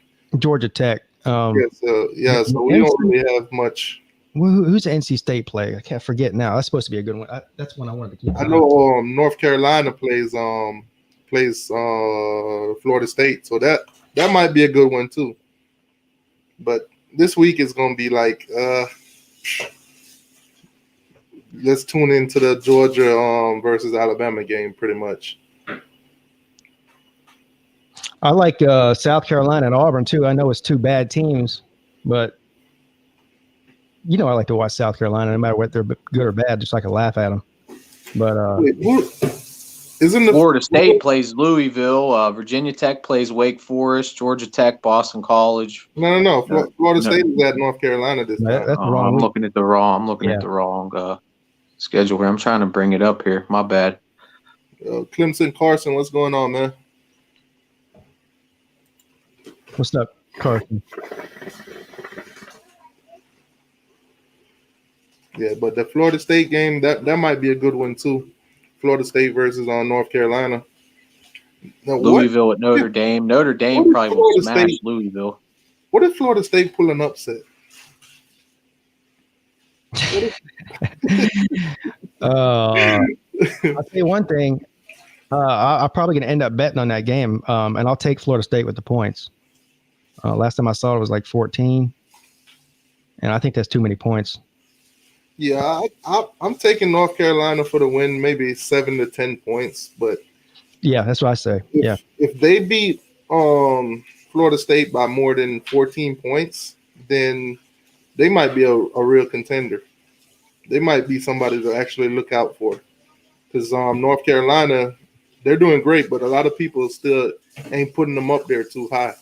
They need to go out there and make a statement and wax the floor of Florida State. That's what they need to do. We'll see if they can do it. Speaking of Florida State, Rose no-blooded. Florida State is going to upset North Carolina. We'll see. Happens every week. Never know. There has been a lot of upsets, man. Yeah. It's been a crazy year in college football, man. Yeah, man. I don't really trust North Carolina as a college football program. When have they really been that great in the ACC in football? I mean, they're not that great. I mean, this is the first year I can remember that they've been really that great. And now once that the Big Ten's coming back and the Pac-12 is going to come back, the ACC is going to get disrespected, man. There's going to be a lot of teams once they get the rankings together and stuff. You know what I mean? They're going to start – there's going to be ACC teams just falling off and, you know, not getting any respect. You know what I mean? Because the Big Ten and the SEC, no matter what, even before the season starts, there's always going to be like 4 SEC teams in the top 10, you know, 3 Big Ten teams in the top 15. You know what I mean? It's just because of the conference they're in. That's just how they're ranked. You know what I mean? So, I mean, if you look at Ohio State, they haven't played a single game yet, and they're still in the top 10 regardless. So yeah, exactly. That just goes to show you. It all takes care of itself. I mean, look at Clemson. They've been in the playoffs 5 years, won 2 national championships in a bad conference for most of that time. It's all about where you win, and it takes care of itself. What I can say about the Big Ten is coming into play against all the other conference, they should have a huge advantage because right now they have so much time to practice, so much time to get it together. You know, when they literally have double the time to everybody else. So they should come in, you know, they're probably going to take each other out, but at the same time, the 1 or 2 team that make it to the top are going to have a slight advantage when it comes to practicing and, you know, all that stuff, but it'll take care of itself. Mm-hmm. I mean, Ohio State's another school that brings in great recruits, especially when they had Les Myers. I mean, they was pulling in like top 5 recruiting classes every damn year. And Ohio's another one. Ohio like has some of the best high school recruits in all the nation. It's like top 5, top 10 at least. Same with Western Pennsylvania. Those are 2 like top 10 states with high school recruits, man. So and those Ohio State fans, they're just fanatical about Ohio State. So that's where they go. They're just committed to Ohio State, man. They love Ohio State, and that's where they commit to, and that's where they just ride for their state and their team, man. They're just loyal to the soil, man.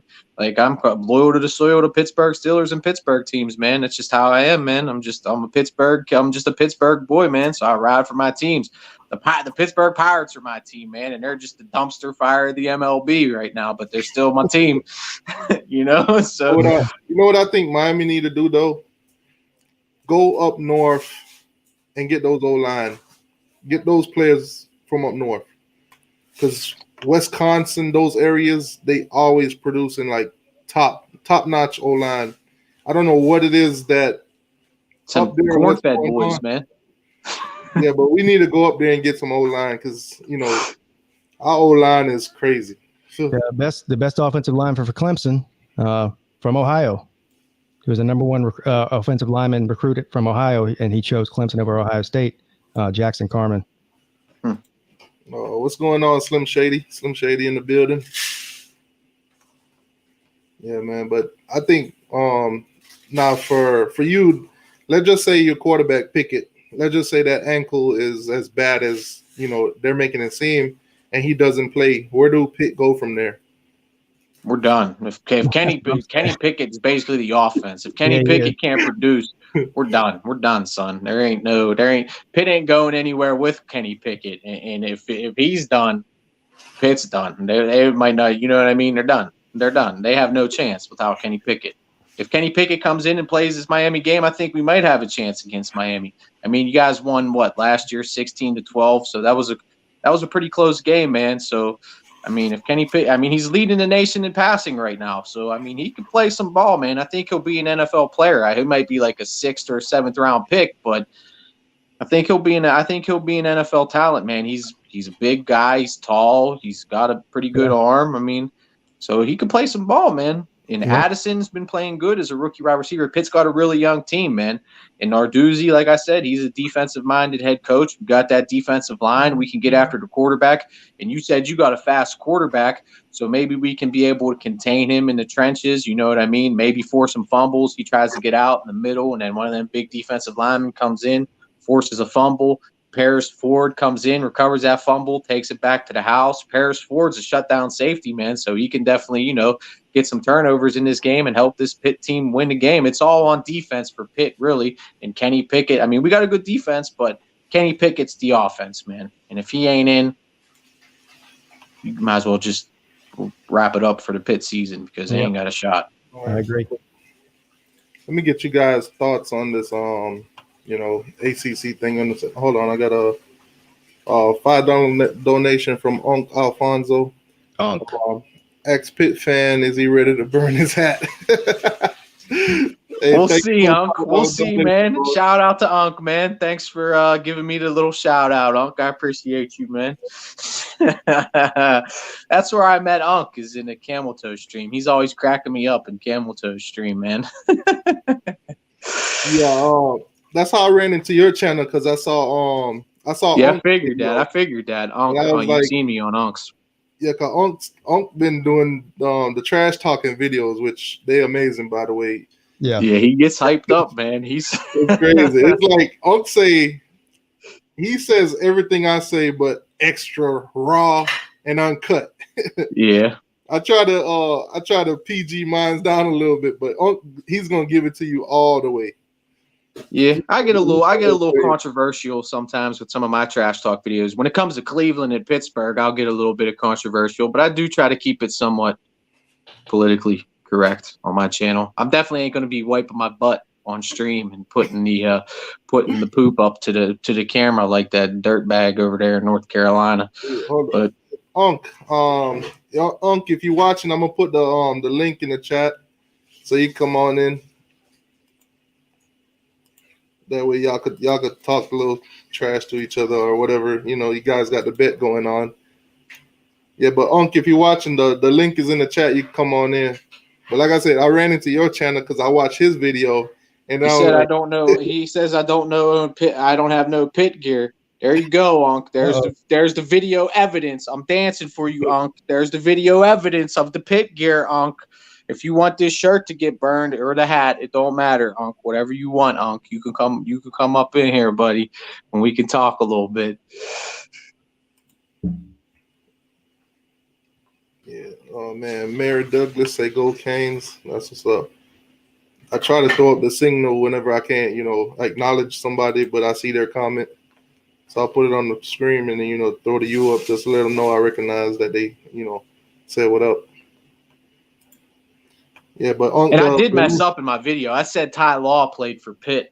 I always think Ty Law played for Pitt because he played for Aliquippa, a Western Pennsylvania high school team, but he did play for Michigan State. But other than that, Pitt has had some great NFL talent, man. I mean, Dan Marino, Tony Dorsett, Mike Ditka, Larry Fitzgerald, Tyler Boyd's in the NFL now. I mean, we've had some great talent, man. John Elway too, right?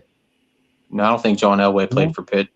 Dan Marino did, though. Yeah, but isn't he from Western Pennsylvania? I think he is. He could be. Joe Montana's from Western Pennsylvania. He played for Notre Dame. Joe Montana played for a high school called Ringgold. It's literally probably 2 towns over from where I'm at. Ringgold. Yeah.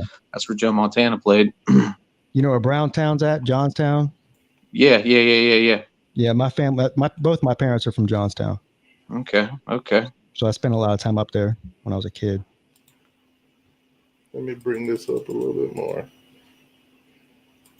All right, so I'm gonna get your guys' predictions on these games, these ACC games, basically this week. So, of course, number one Clemson versus Georgia Tech. I think we're all gonna go with Clemson on that one. Well, what's the line on the game? Let's It's do it. Does it have the 27. line on there or no? Yeah, it's at 27. 27. I would probably take the 27, but Clemson's going to win. Yeah, I'm taking Clemson. I mean, but if you bet on this game, because I learned from Uncle Lou the whole bet now thing, so I've been using bet now, but I barely bet on any games because sometimes the line and the stuff it's not really worth doing, you know. Clemson's a hard team to bet on against a team like Georgia Tech because they might take their starters out at half and let Georgia Tech score some points. So yeah, that's what be killing me. Yeah. So I might bet Clemson's gonna hit the 27, and then boom, Clemson's up by like maybe 20 points or so, and it's not worth risking a starter just to meet the point spread. The next thing you know, I'm like, damn, I just lost $50. Mm-hmm. So I kind of stay away from those games like that. But those are, the spread is crazy. It's crazy to meet. Then you got Pitt, Miami. It's at 13.5. Miami. I'm definitely taking going with Pittsburgh, baby. We're going with Kenny Pickett coming out there and putting on a show, and that defense shutting down that Miami University offense, baby. Let's go Pitt, baby. There's been a ton of money in Vegas put on Miami for the line. That's why they moved the lines. If so many people lay it on a certain team, they have to move the line so they can even the odds out. So that should scare you because anytime that much money goes on one team, usually the other team's the one that wins against the spread. And that's why Vegas makes so much money. Pittsburgh on that one. 3.5 points. What's going on, fellas? What's up, Unc? We got Unc in the building. The things are coming off. Got the cane shades on. Get them. Hey, so what's going on? So you do got Pittsburgh gear then? Yeah, man. I proved it. Video evidence for you, buddy. All right. So this hat right here for that Pittsburgh shirt. You burned that Pittsburgh shirt. Hold on. I got something in the background. Let me shut that off. Hold on. I had this guy's channel on. All right. So you got a Pittsburgh shirt, right? For this hat. I want that shit to burn. Unc, you don't want that hat anyway, do you? That's why you think. Oh, no. All right, man. I got you. We could do that. Where you want to do it? You just want me to do it on my channel? You want to do it on your channel? How do you want to do it, man? However you want to do it, I'll do it. We could do however. You could cam up. You could do a video burning, and if I lose, I'll do it on my channel. I'll burn the hat on my channel or whatever. All right. So I don't got the clout like you on my channel. So if you want me to come live on your channel, I'll burn it live on your channel, or I'll just do it right on my channel. I don't care. However you want to do it, Unc. It's you got the more subscribers to me, so however you want to do it, it's up to you, dude. We could do it. We could do it on the Cane Shades because Thursday nights Cane Shades we reunited Thursday nights tonight. So how about next Thursday night you come, and if Pittsburgh lose, go ahead and burn that shirt. And if I lose, I'll go and I'll cam up and I'll do the video. All right, man. Sounds good, man. I appreciate you for doing the bet with me, man. You're going to keep that hat for a long time. You ain't got to worry about it. You ain't burning that. and as far as my videos, you know how I be going all out? It's for 3 years I haven't made a trash talk videos because I've been concentrating on recruiting. I have a website, whatever, and I stopped with the recruiting. You know, when you're doing recruiting, you can't be an asshole on camera and shit. So now I'm not concentrating on recruiting.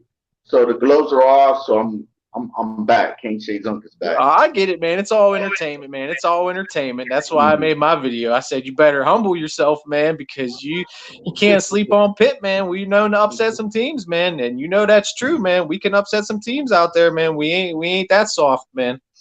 There's Dan Marino, Tony Dorsett, Fitzgerald. Who else? Aaron Donald, Tyler Boyd, James Conner, Mike Ditka. There's been some Paris Ford's going to probably make it to the NFL right now. I think Kenny Pickett will probably make it to the NFL. LaShawn McCoy, Dion Lewis. There's been some great players, man. I did fuck up on Ty Law. Ty Law played for Michigan State. Larry Fitzgerald. Larry Fitzgerald played for Pitt too. Oh yeah. Yes, he did. Mm-hmm. And there's a lot of none of them play for Pitt this year. They ain't coming back to help, bro.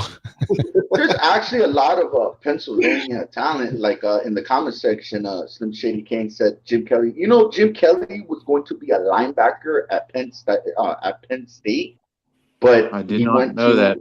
He was going to be Joe Paterno wanted him to be a linebacker, but he wanted to be a quarterback. So that's the reason why he went to Miami.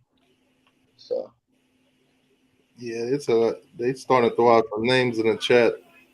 Mm-hmm. Sean McCoy. LaShawn McCoy. Eric Fitzgerald.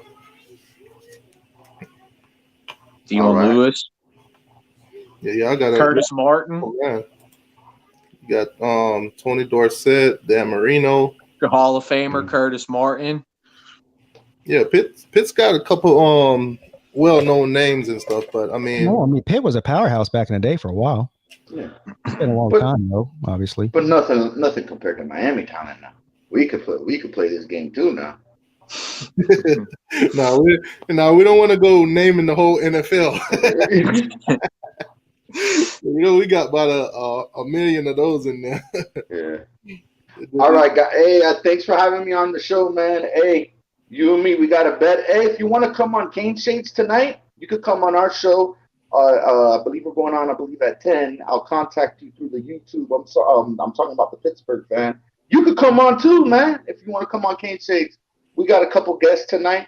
So we're trying to we have Cutler Ridge Last coming on, and we're trying to work on a former basketball player for UM to come on. Darius Rice. We're trying to get it confirmed from Darius Rice. Y'all make sure y'all tune in to tonight, man, at 10.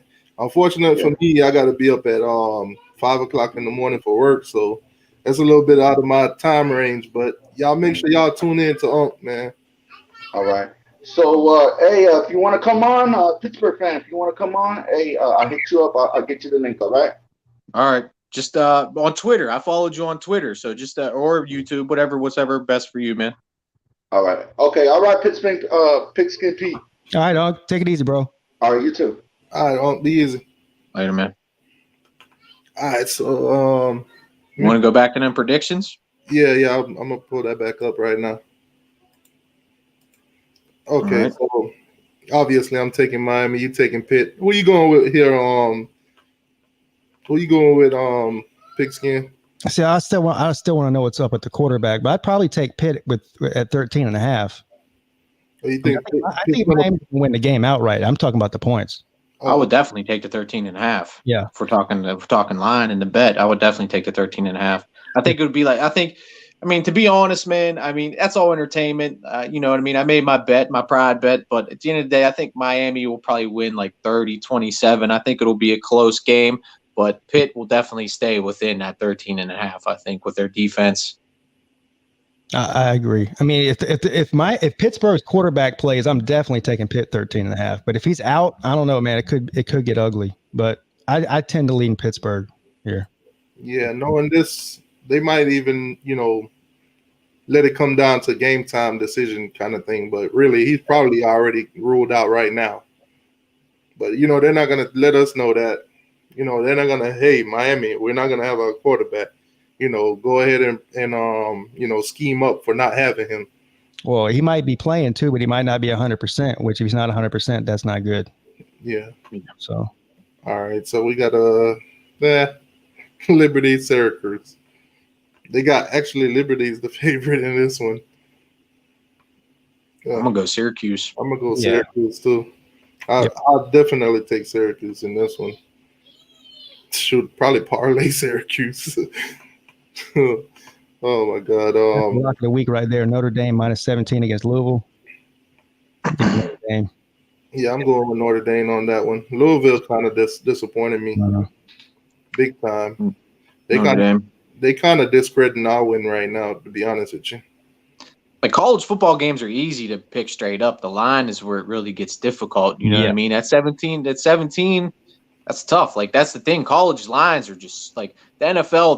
The biggest line you might get is like maybe 13, 14. But like college is crazy on some of these lines. They're really hard to pick the lines, man. Mm-hmm. And then you have Duke, NC State. I'm gonna take NC State. Me too. Me too. Me three. 4.5 too. That might be a good game to bet on. They're scoring like 40 points a game. It surprised me. Duke's crap.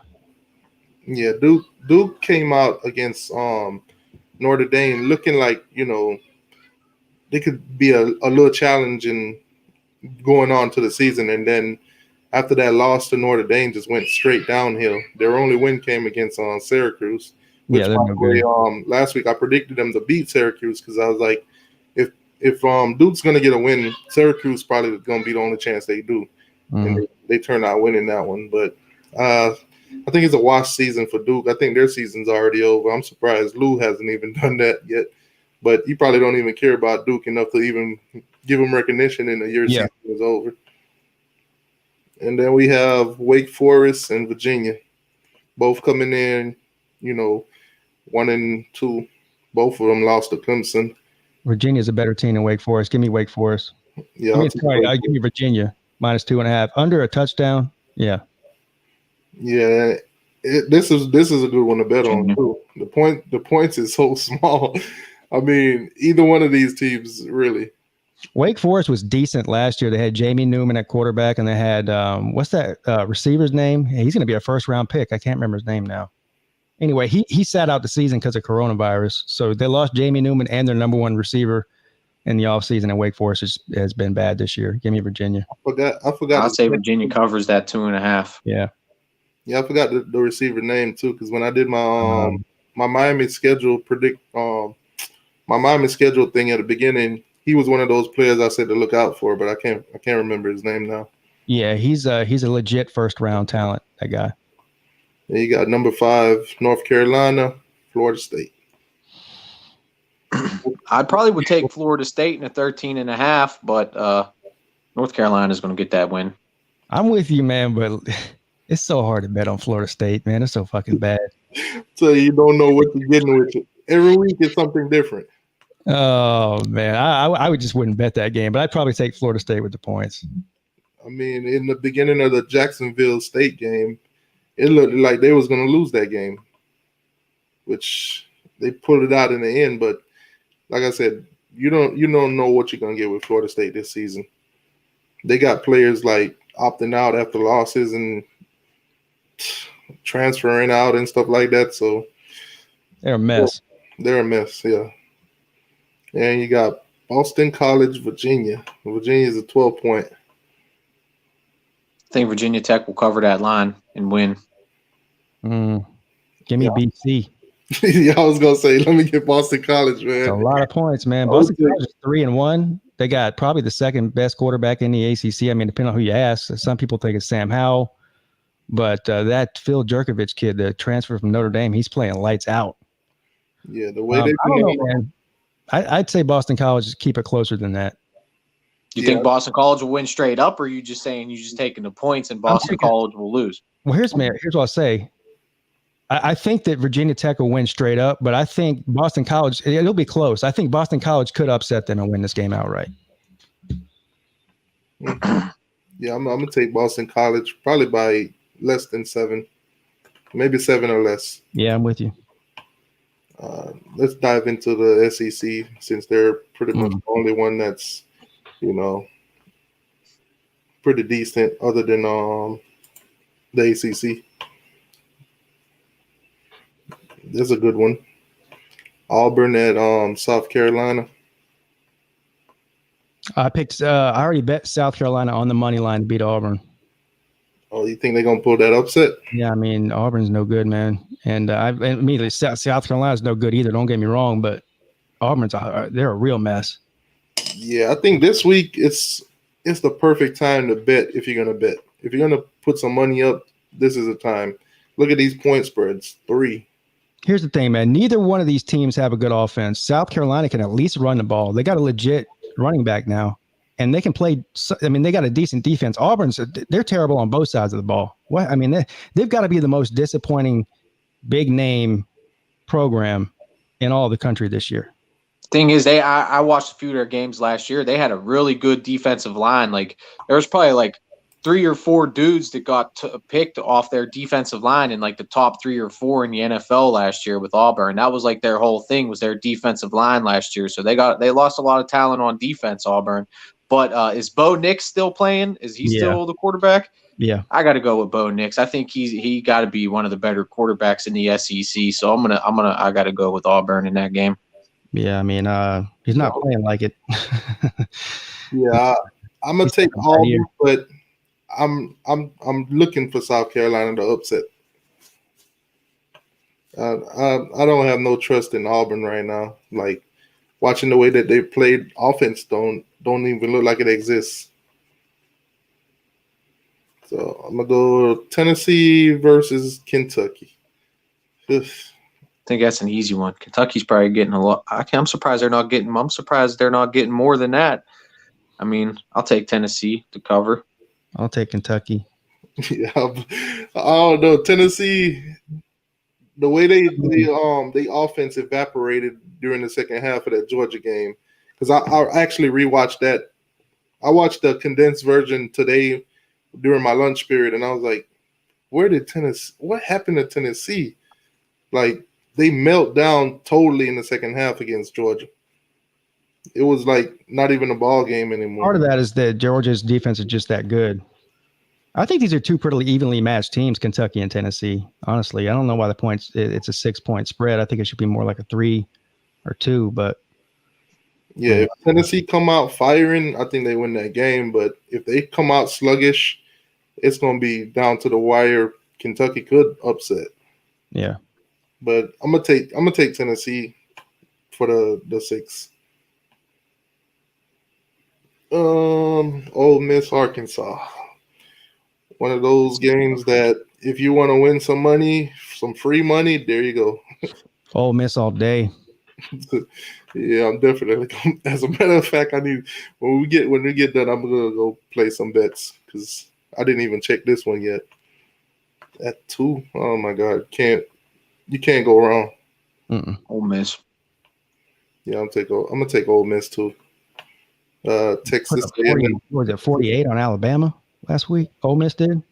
Yeah, plus Texas A&M knocked off Florida. Mississippi State versus Texas A&M. Texas A&M is a 5-point favorite. Texas A&M by 100. You know what's funny? Mississippi State comes out and knocks off LSU, and then everybody hyped them up, and then after that, they just went to the shitter. They threw the ball 70 times last week and didn't even score a single offensive point, not even a field goal. Yeah, I'm taking Texas A&M probably by 20 points. Mm-hmm. I agree. Texas A&M wins. Now, this is the game of the week right here. This is a tough one, man. All eyes on this one. So, Alabama is almost a 5-point favorite. 3-3, both of them going in there. It's in Tuscaloosa. It's hard to bet against Alabama, ain't it? I can't do it, man. I did. This game, I did. This game, I can't. I won't bet on it because if Alabama comes out and play the way we think Alabama will, like they always do, then they're gonna beat the brakes off Georgia. Yeah. But then if Georgia comes out and their defense is playing like they've been playing for the past couple of weeks, then it might be a close game, and then it might not even be Georgia by 3 points. I do think it's a big deal that Saban won't be on the sideline, though. Yeah, but knowing Saban, if it's a virtual thing, it'll probably feel like he's still there. I don't think he can do that. Maybe he can. I don't know. All right, so he can do the practice virtually. I don't know if he can virtually be involved in a game. I think that's against the rules. Yeah, so LSU, Florida postponed, and last postponed Vanderbilt missed, which this game was a shit bowl too. Yeah, this one would have been interesting to see. I mean, yeah. LSU's, I think one of their best receivers opted out for COVID-19 or something like that. And like Pigskin said, they had so many people that went to the NFL, no Joe Burrow.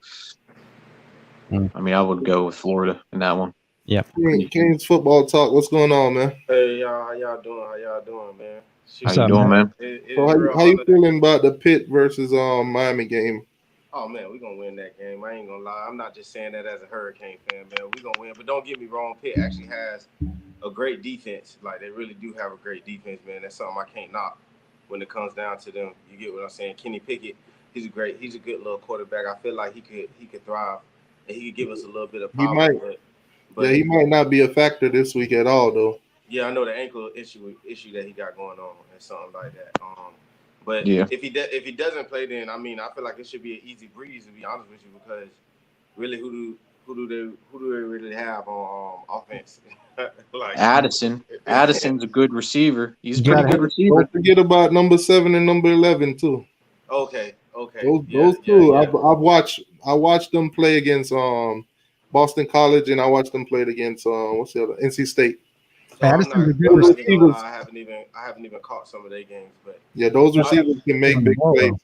But one thing I can say throughout the last some odd years or whatever is that Pitt has been it's never been a blowout game that we can never give them a blowout game. Like it's always been a good game. Like I feel like the Pitt game is kind of like it's not as intense as like the rivalry game between Miami Hurricanes and the Florida State Seminoles. I'm not saying that because the Pitt game has no rivalry to that. But when it comes down to the Pitt team, I feel like they give us that same type of vibe. Like when it's an original Florida State and Miami football game, like you know how we go head to head. It's like you get what I'm saying. Like I feel like Pitt actually does that. Like you get what I'm saying. Because wasn't it Pitt that it was Pitt that shut us down in 2017 when we was on that streak. Yeah, we was on the streak. We was number 2 in the country, and then went into Pitt.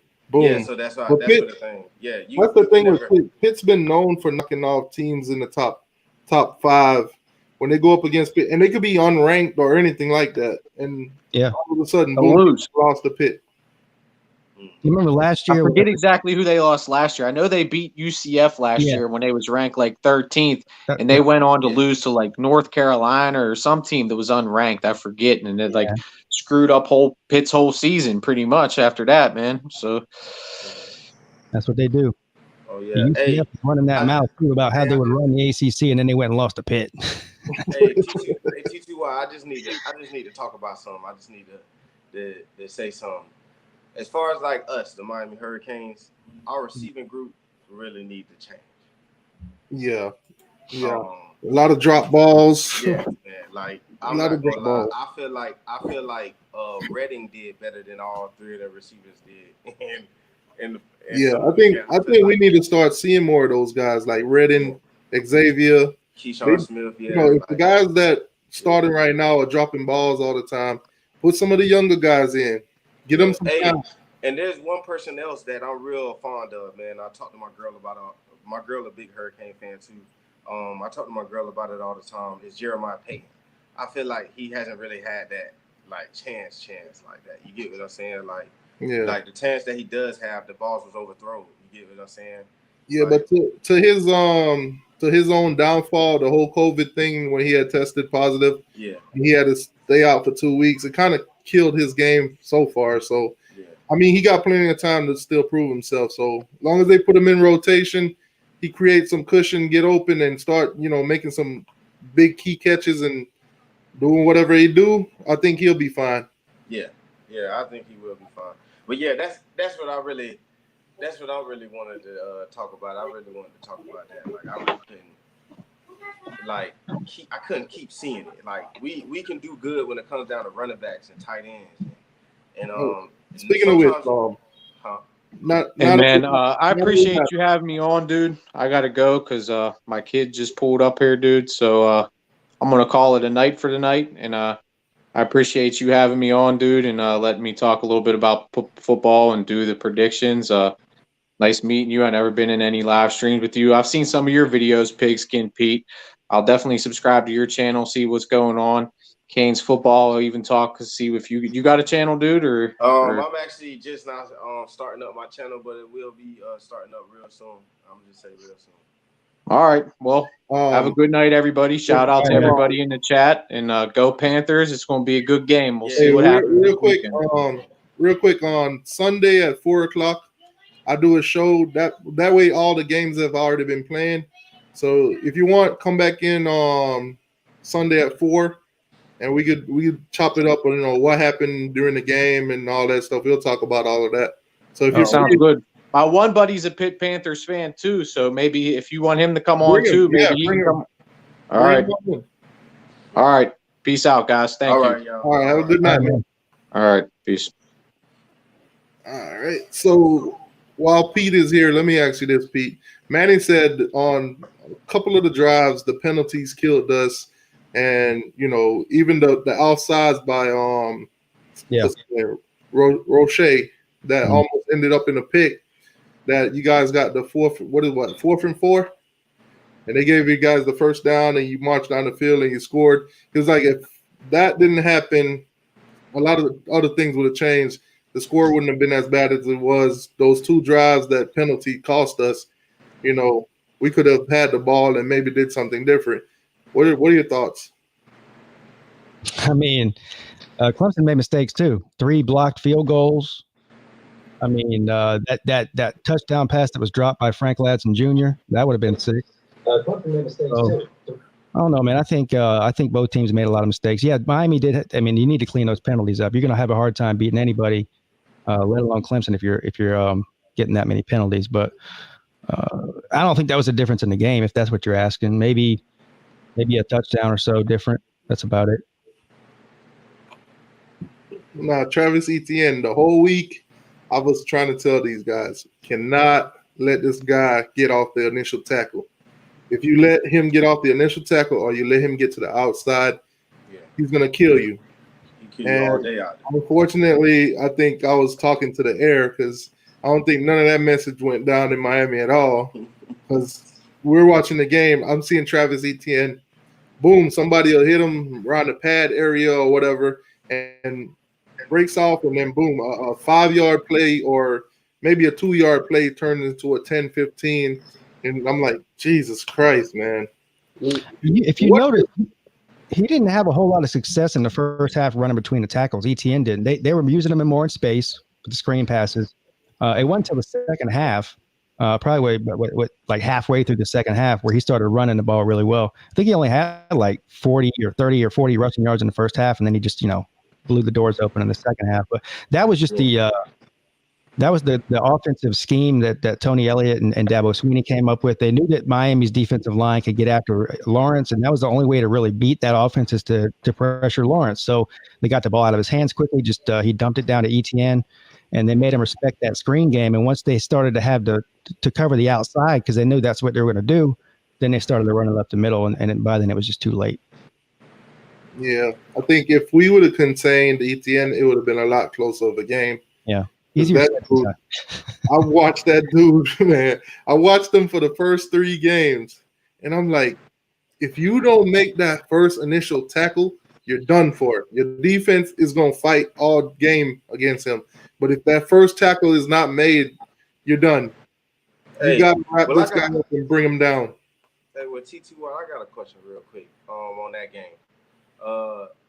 Let's be honest, since we got a Clemson fan on here too, you feel me? So I want to see, that pick that we had with Roche and they called offsides. Do y'all believe that was true or not?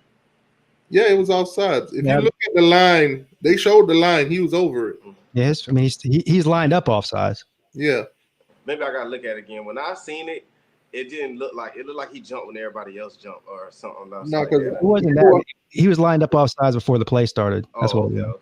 Yeah. Because if you watch the line, he was already crossed it before they even called height.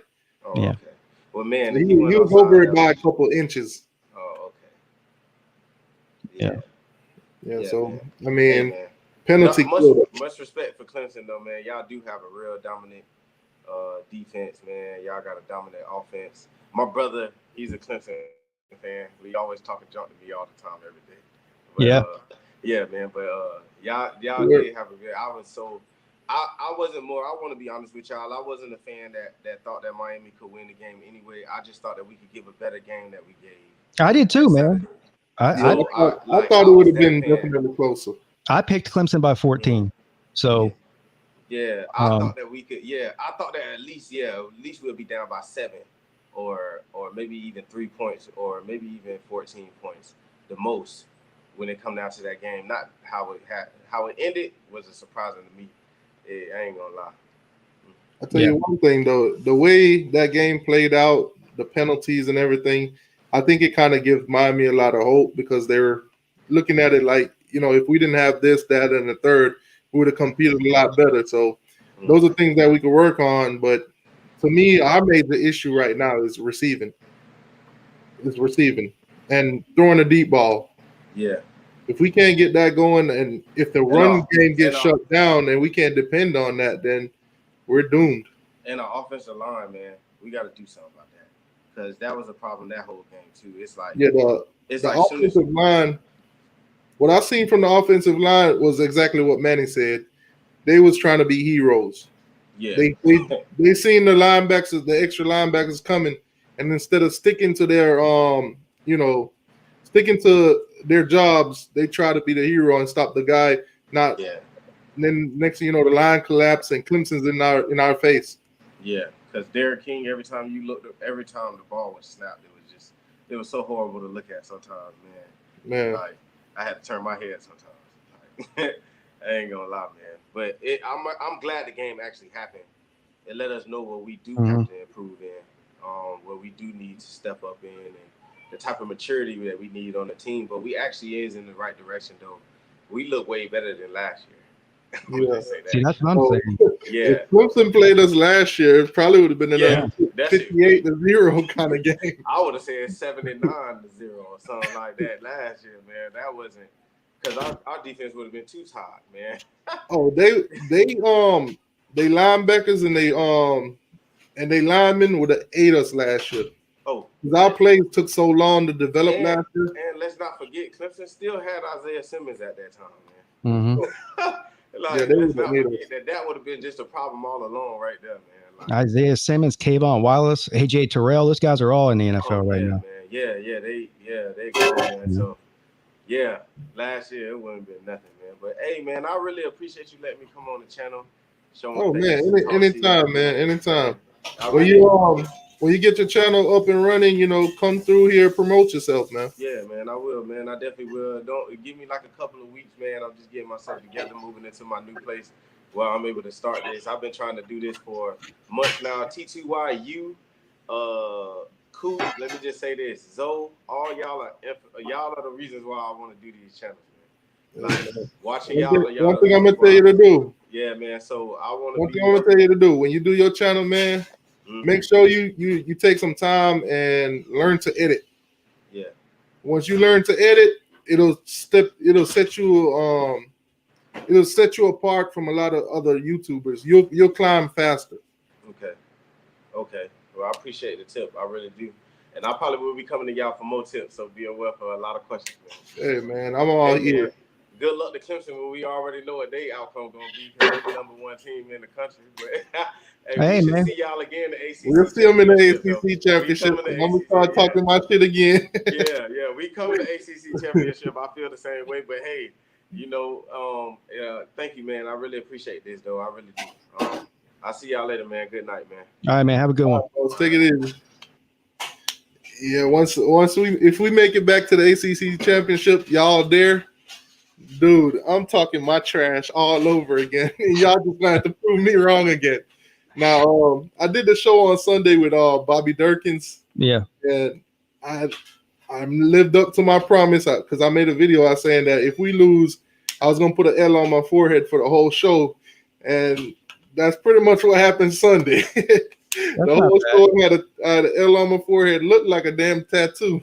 That's a lot better than what Coach Coop had to do. Oh, I seen Coach. Oh my God, man!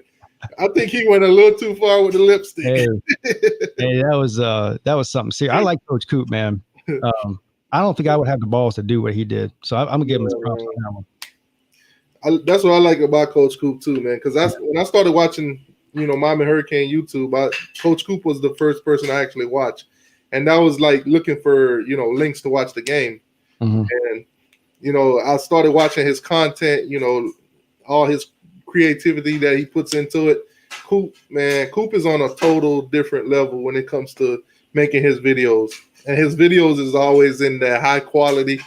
I don't know what kind of camera he got, but that thing is so freaking clear. Man. Yeah, he's got some kind of 4K camera. Coach Coop's a good guy. He's a good creator. A bunch of Miami creators. I watch you. I watch Coop. I watch obviously Hurricane Zoe. He's probably the first one I ever saw. Trying to think of who else. No, just because I don't want to hurt nobody's feelings, you know. But there's so many of them. You can only watch so many of them. You know I mean, it is what it is. Oh, Wholesome one. I like Wholesome one. I think he's mad at me because I was talking because somebody told him I was talking shit about the turnover chain. Is he mad? I'm not sure if Wholesome one's mad, but I know Alonzo was mad about it. But him and Mark Rogers did a show about the chain.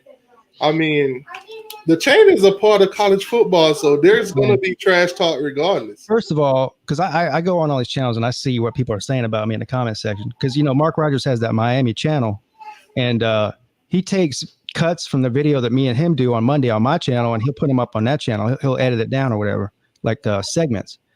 So they don't get the whole story, right? Yeah. And then it's like the what's that telephone game in high school where you tell 10 different people and the story changes every time. So now it's Pigskin Pete went on his channel and started trashing the Miami chain out of nowhere. That ain't what happened. What happened was I can super chat. Hold on, let me see what timestamp are we. So basically, you can tell your side, and what I'll do is I'll clip the whole entire conversation that you have now, and I'll put it out there. All right. Well. Basically, I was having a conversation with Mark Rogers. The Miami game came up.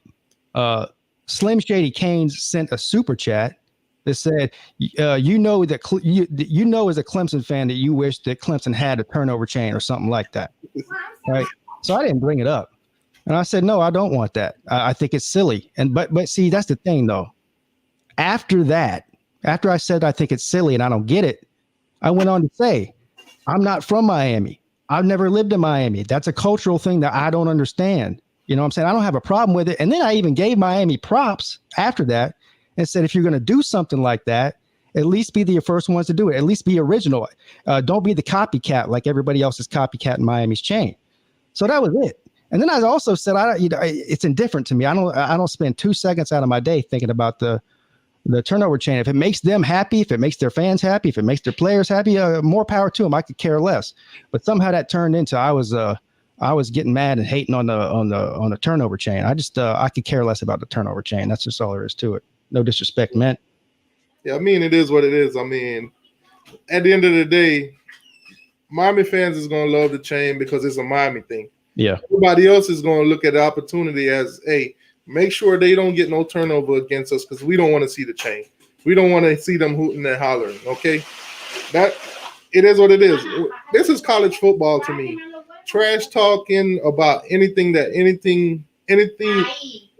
team does is open. It's open.